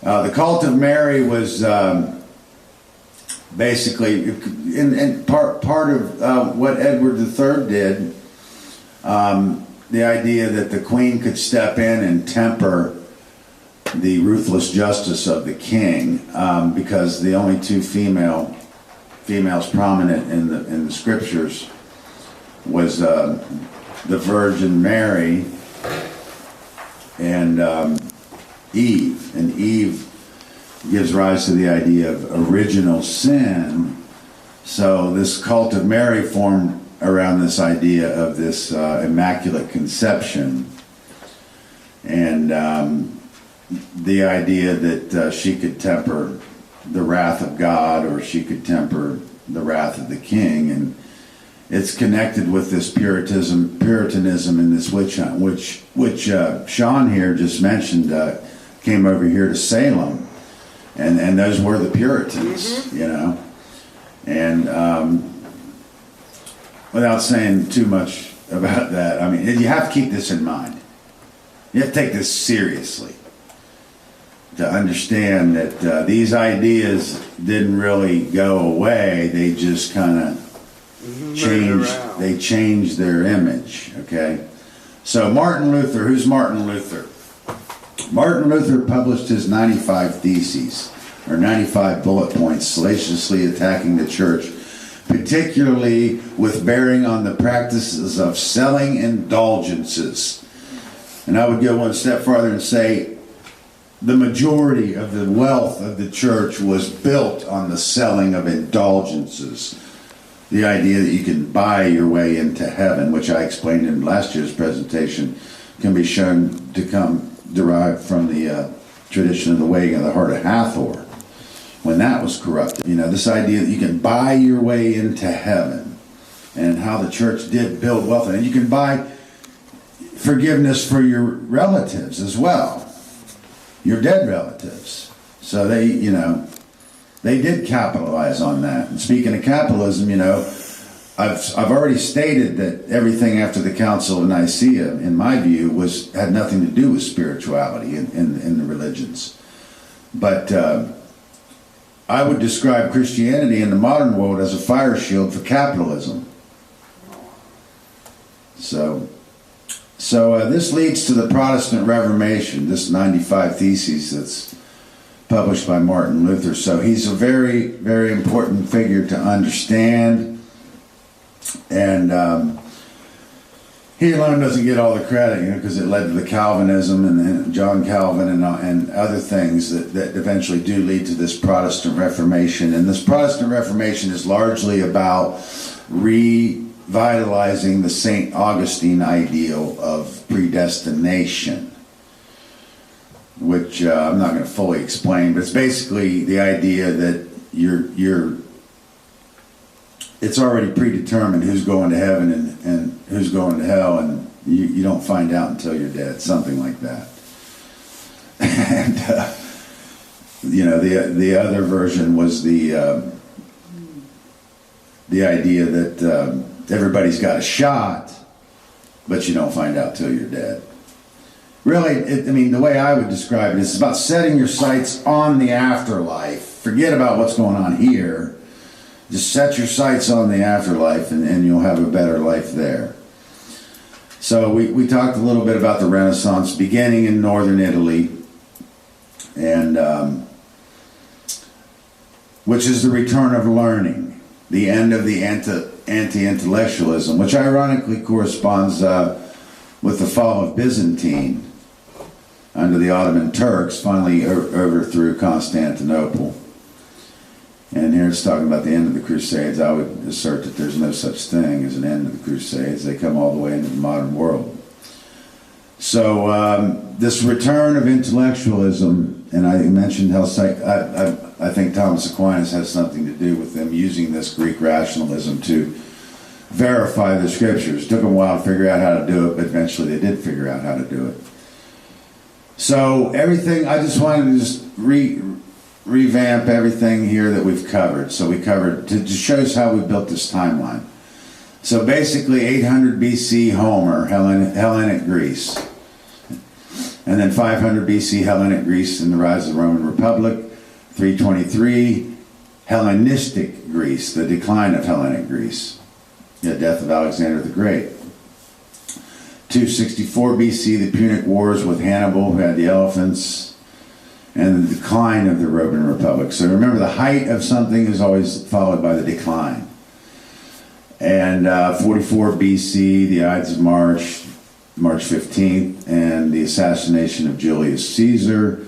31 BC, the Battle of Actium, the burning of the Alexandrian libraries. 27 BC, the time of Augustus, and began current era and Pax Romana, which is the peace in Rome that lasted roughly 200 years until Commodus, and then began the decline of the Roman Empire, which corresponds to the rise of the Holy Roman Empire. And then 323, the Council of Nicaea and the rise of Christianity. And in the beginning, I did forget to mention Herodotus as he's known as the father of history, but he's also known as the father of lies. So just keep that in mind when you study Herodotus. He's known as the father of history, but he's also known as the father of lies. And that was something I forgot to mention yesterday. It was even written on the slide, but we've covered a lot. So, fall of the Roman Empire in the 5th century. Justinian rise in the 6th century. Clovis converts in 496. So you have the Frankish alliance with the papacy.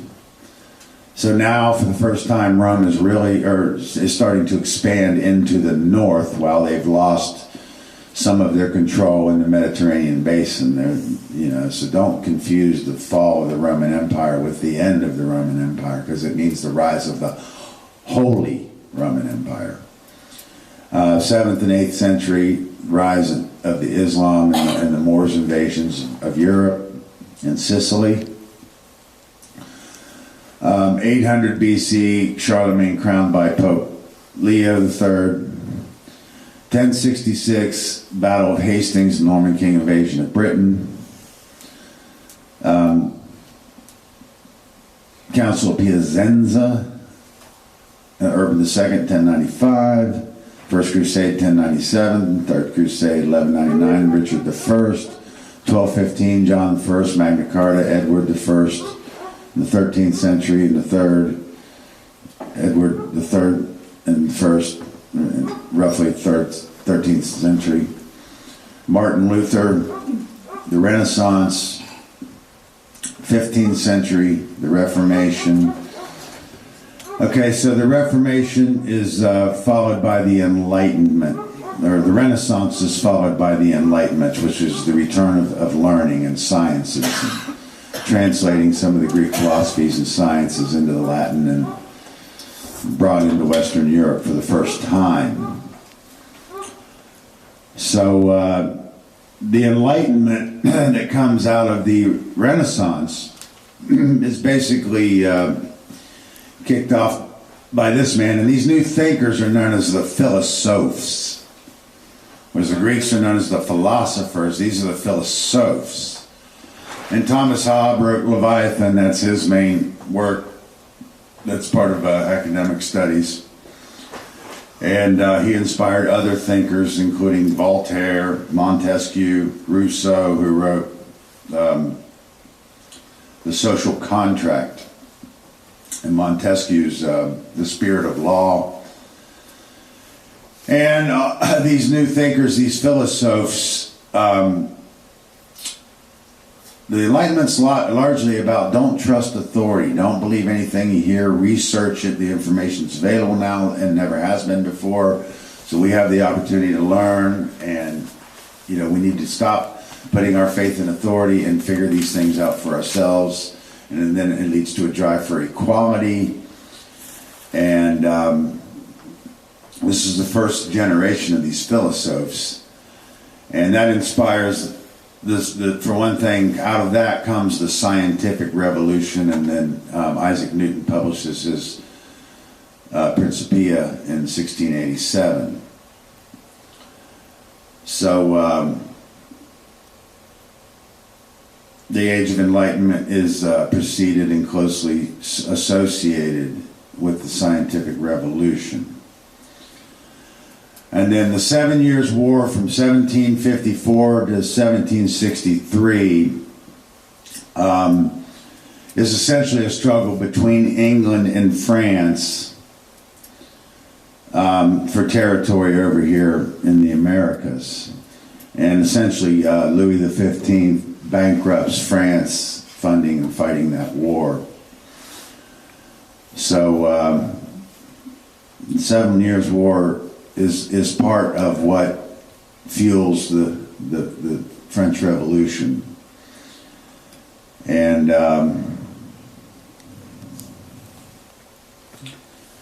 King Louis XVI, Louis Capet, he's married in 1770 to Marie Antoinette. And Marie Antoinette, there's a lot we can say about her, and hopefully we'll remember to say those things about her, but the most significant thing is this marriage in 1770 is it represents a union between the House of Bourbons in France and the Habsburgs in Austria. So it's an alliance of power, this marriage of Louis Capet at Versailles in 1770. Versailles was built by Louis XIV in 1682. I'm going to have to go off some of these notes here so I can keep us on track. When Louis and his new bride come into Paris, a young promising law student named Maximilien Robespierre orates the ceremonies for the new king. And that's ironic because he's the guy that would later on send him to the guillotine. Maximilian is one of the chief revolutionaries. He fuels a lot of this fervor by speaking the works of Voltaire and Montesquieu and Rousseau and what have you, and equality. Their battle cry or their main objectives are equality, fraternity, and liberty. Let me just read this slide here. He's a French revolutionary, full name Maximilien Francois. I'm not going to try it. Just Maximilien Robespierre. Yeah. Okay? Maximilien Francois Marie Isidore de Robespierre. All right, happy now? So, as leader of the radical Jacobins, in the National Assembly, he backed the execution of Louis XVI, implemented a purge of the Girondists, and initiated the terror. Following year, however, he fell from favor and was guillotined. So Marie Antoinette, she earned a reputation. She represented the pinnacle of the decadence of this absolute monarchy, this absolutism in Europe, and the decadence, the debauchery. But in the eyes of royalty, they in their eyes, they see themselves in this type of behavior as the most civilized. This is the pinnacle of their culture.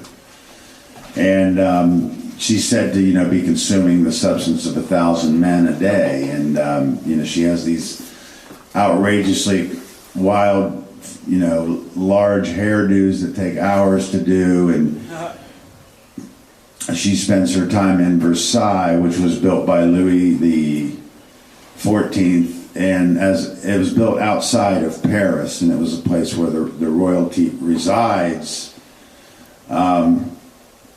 So it became basically the royal palace and buffered off from the city.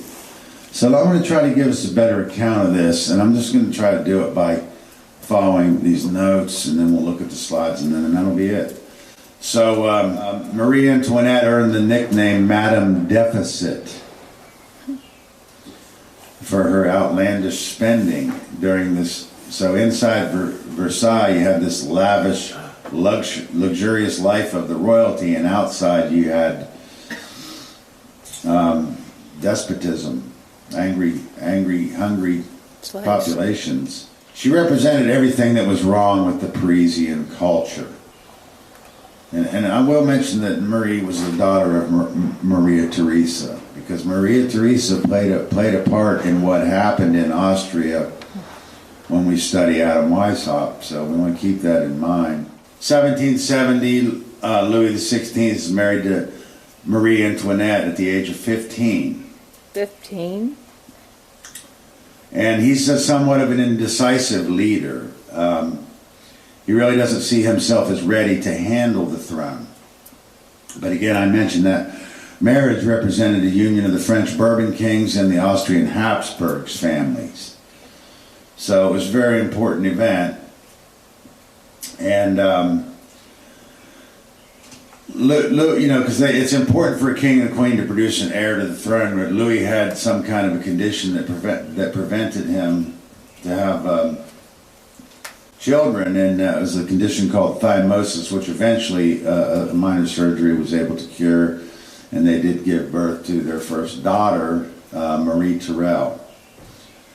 And again, we had mentioned that the 7 Years' War had collapsed or bankrupted the treasury, and the population increased dramatically during the 18th century. It went from like 20 million to 26 million, and the country is basically on the brink of chaos, as you can imagine. And the age of the Enlightenment was fueling the fervor and the demand for equality. Maximilian had welcomed the king into Paris during his ceremony. Basically, the French Parliament's a bit different than the English Parliament, but the French Parliament was essentially made up of, the assembly was made up of nobility, clergy, and commoners, or peasants, or serfs, or whatever we want to call them. But the problem with the assembly was they all had an equal amount of deputies in the assembly. The clergy and the nobility made up only 3% of the population, and the serfs made up 90% of the population, so they saw it as extremely unfair because the clergy and the nobility could always outvote their representation. So that's part of what's happening here.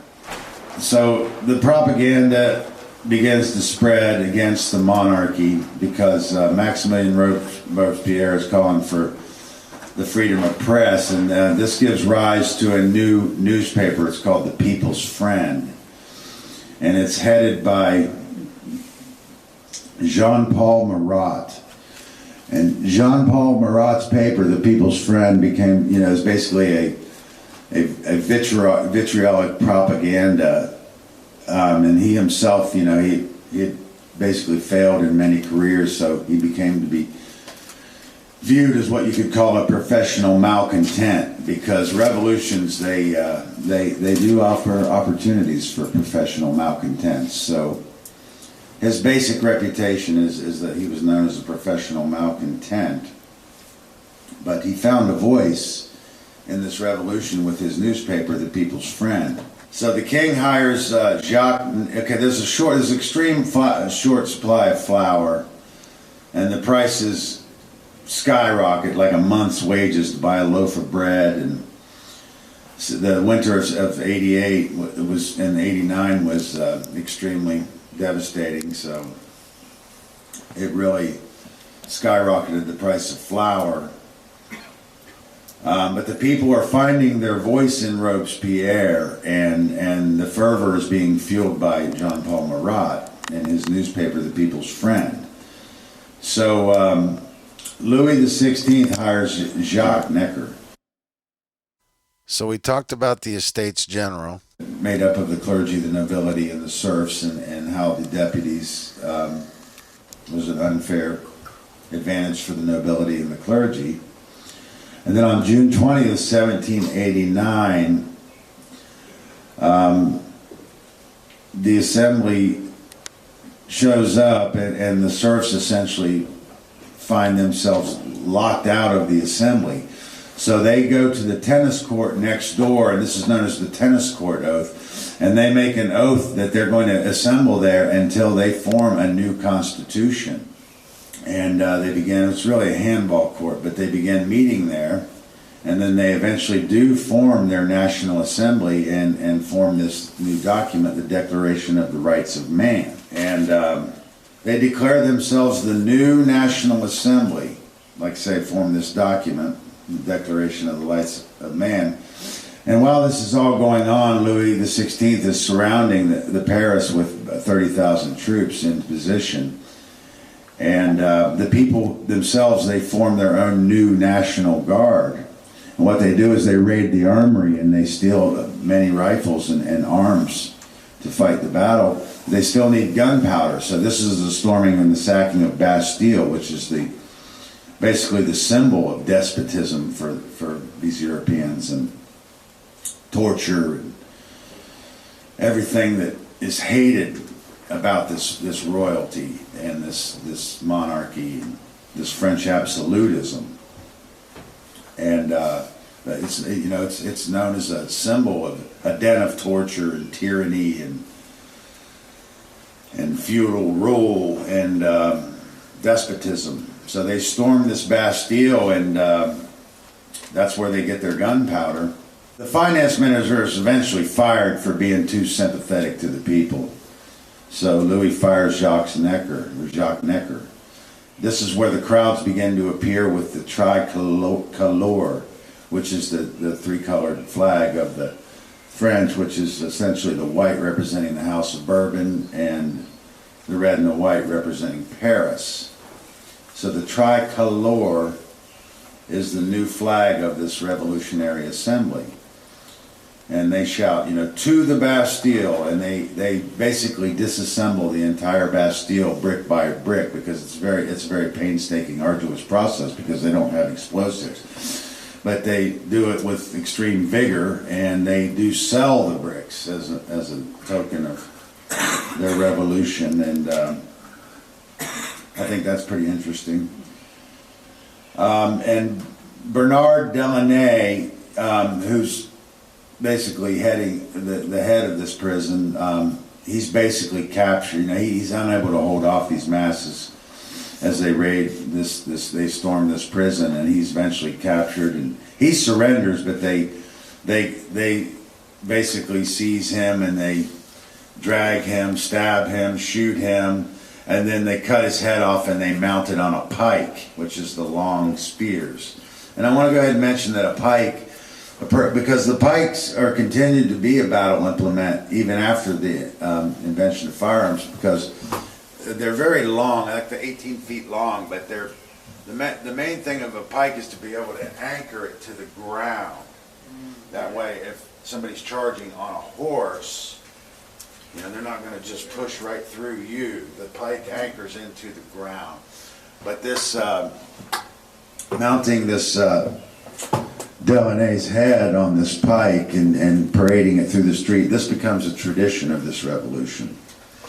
So this parading of these heads on this pike becomes a tradition of this revolution. So that's important to understand, because I want you to understand the violent nature of this revolution. Now the main party that's representing the people is known as the Girondins. And the Jacobins is the extremist branch of this party, the Girondins. And Maximilien Robespierre rises, finds his voice there, and ends up the leader of the Jacobin assembly. So the Girondins is essentially the moderates, and the Jacobins are essentially the radicals. And another interesting thing about Maximilien Robespierre is that he initially comes out in opposition to the death penalty and in support of free press. But the king gets news of the storming of the Bastille, and he asks, "Is this a revolt?" And the reply is, "No, sir, it's a revolution." So the Bastille was torn apart, and the bricks were sold. And when they issue their Declaration of the Rights of Man, insisting that the king signed it, he discovers that he's nowhere mentioned in the document, which essentially means that the people are seizing all power for themselves. And based on the idea of equal rights and justice. And they're experiencing more and more victories, and then you have to understand at this point there's pressure on the French borders, and understand that prior to all this, how French was expanding its borders, but they're getting a lot of pressure from the coalitions basically everybody in Europe is basically in alliance against France at this point. So you have Prussia, Austria, England, and they all have an interest in containing France, and so there's a lot of pressure on the borders. The pressure on the borders is causing paranoia in the city, and that's important to understand. So while Maximilian Robespierre had championed freedom of press, and that gives rise to Jean Paul Marat's The People's Friend. Marat fills this paper, like I say, with vitriolic rants against the royalty, and he prints an article on October 2nd in 1789, talking about an event that had taken place at Versailles where the nobility had trampled on their tricolor flag. So this fuels extreme backlash in the population. And the call for the revolution at this point is wake up, wake up. So we've all heard that before, right? Yeah. So what does that mean? Wake up. Well, that's a long story. But keep that in mind, because here it's called for revolution, and a bloody one at that. The bloodiest in history. Well, this is the point where these famous fishwives march on Versailles. These fishwives are known as the Posada, the ladies of the merchant class, and they're strong, muscular women who scale fish all day with sharp knives. So they are a formidable force to be reckoned with. And when they march on Versailles, essentially they make up a large part of this mob that does march on Versailles, and they storm Versailles, and Queen Marie Antoinette was able to get herself out of there, but this is supposedly the point where she utters the words, "Let them eat cake." And that's controversial. Some historians will say it's the most famous line she ever said, and some will say it's the most famous line she never said. But whether she did or she didn't, we can understand what the implication of her mentality and her decadence is. So that's what's most significant about understanding that line, "Let them eat cake." So this is the Posada, the famous fishwives. And they led up a large part of this storming of Versailles, and they said to have, when they found her not there, they tore up her bed. But eventually they did find them, I guess, there, and then they forced the king and Marie Antoinette back into France, and they forced them to reside in Paris now. So they took them from Versailles, forced them to live in Paris, in a palace there. And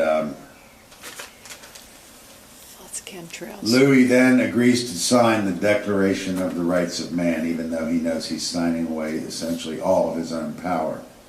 It's not too long after that they end up storming their palace in Paris, and they kill all their guards. But this is about the time that a new form of justice makes its appearance on the stage in this revolution, and it's known as the guillotine. So Dr. Joseph Enos Guillotin develops this device known as the guillotine. And I'm sure we're all familiar with this. So it makes its appearance on this stage of this revolution. And at this point, essentially, Robespierre is still railing against the death penalty, but the king's palace in Paris is essentially eventually raided, and the remainder of his guards are sent to the guillotine. And Robespierre is having a change of heart now, and he decides it's time to make terror the order of the day.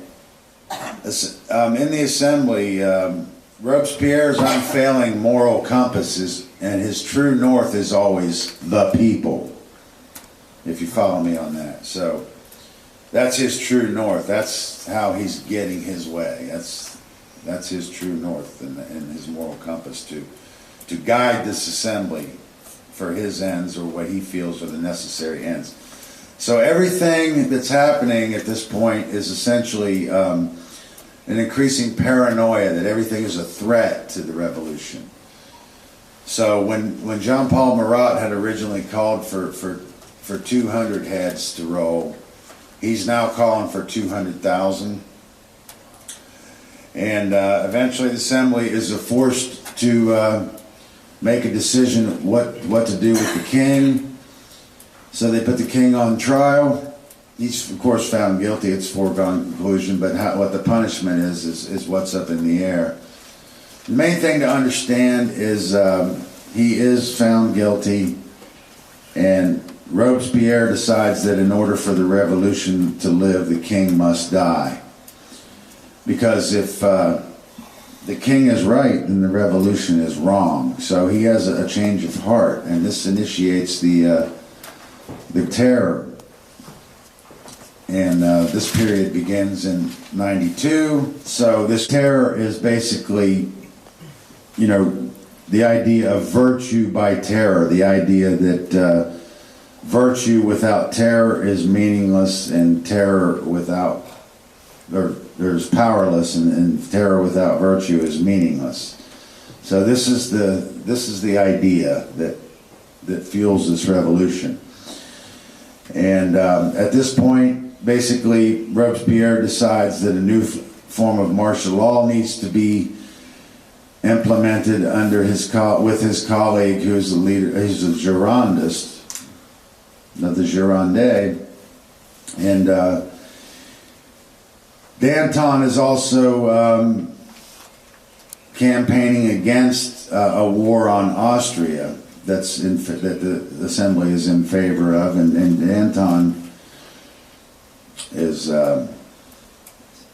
opposed to that, and basically he's also the man that tries to end the terror, and ends up getting him killed, because he becomes, and all the Dantonists are seen as a threat to the revolution, which gets him sent to the guillotine. And his last words is, "My only regret is I'm going before that rat Robespierre."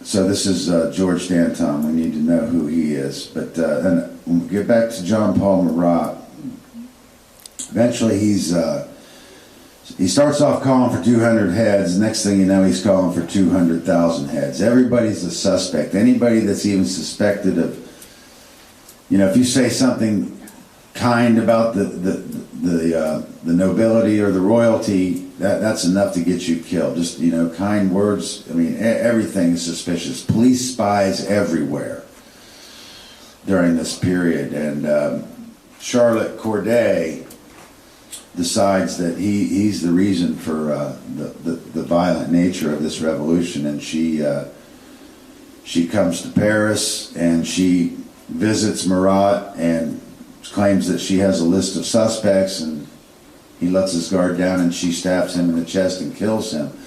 But he's martyred by this artist, Jacques-Louis David, and becomes a Christ-like figure. So he becomes the new symbol of the revolution. This painting is largely responsible for that. So he becomes the new patriarch of the revolution. And that's important to understand. But I'm just going to mention one more thing. Essentially, in the spring of 94 is when the terror and Danton and Robespierre declare the martial law. So they suspend the Constitution that was created by the assembly, and they also suspend or are more controlling of censoring the press. So that's important to understand. With the death of Danton begins the Great Terror. So we have the terror from 1792, spring of 1794, and then from 792 up until Robespierre is sent to the guillotine, which ends the Great Terror. Essentially, that's known as, or that basically brings an end to the terror. Yeah, I wanted to mention that they had set up the Committee of the Public Safety, which is a 12-man council that basically was in control of the revolution during that period. And there's quite a few things that I haven't been able to mention. Talk about Napoleon. But the main thing to understand is that Napoleon does have successes in restoring the borders, and he defeats the British Navy in '94, and it was a humiliating defeat for Britain, and that definitely brings some order back into the city. But the main thing is to understand is that the Great Terror ends with the death of Robespierre. But before Robespierre is executed, he was shot in the jaw at the Conciergerie prison, and where he was being held. And he lost his most powerful weapon, which were his words. So he was unable to speak. And that happened because the day before he came into the assembly with a new list of suspects, and it created such a paranoia in the assembly, they just decided to have him arrested because he wouldn't tell anybody who the new list of suspects were. So when he came in the next day, they arrested him. They sent him to the Conciergerie, where he shot in the jaw. Just And then the next day, the following day, he was sent to the guillotine, and that essentially ended the Great Terror. But I'm certainly not putting enough emphasis on the amount of blood in this revolution. I skipped over some of the key events, and most of my time was really trying to explain all of this cultural and how this cultural control leads up to this French Revolution. Would have liked to give you a better account of that, but I'm going to do that in the video. So on the S.E.E.D site, there will be better coverage of this part of the event. But the thing about Napoleon that we want to understand, for one thing, I think that's a very interesting hat that he's wearing. It kind of looks like a sun on the horizon, only it's not orange. It's a black sun on the horizon. So I think that's something that's interesting to note. He's riding the white horse, which means the symbolic of the hero. See, I can shine on this part because I know exactly what I'm talking about. But essentially, Napoleon Great catch. basically, the one thing I want to mention about Napoleon is he creates the civic code, and his primary objective is order.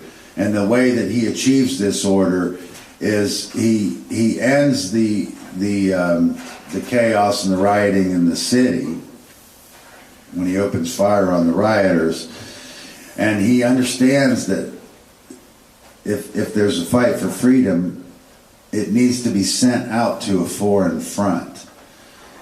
So I think that Napoleon had a very good understanding of that. I'm just going to pretty much wrap it, but.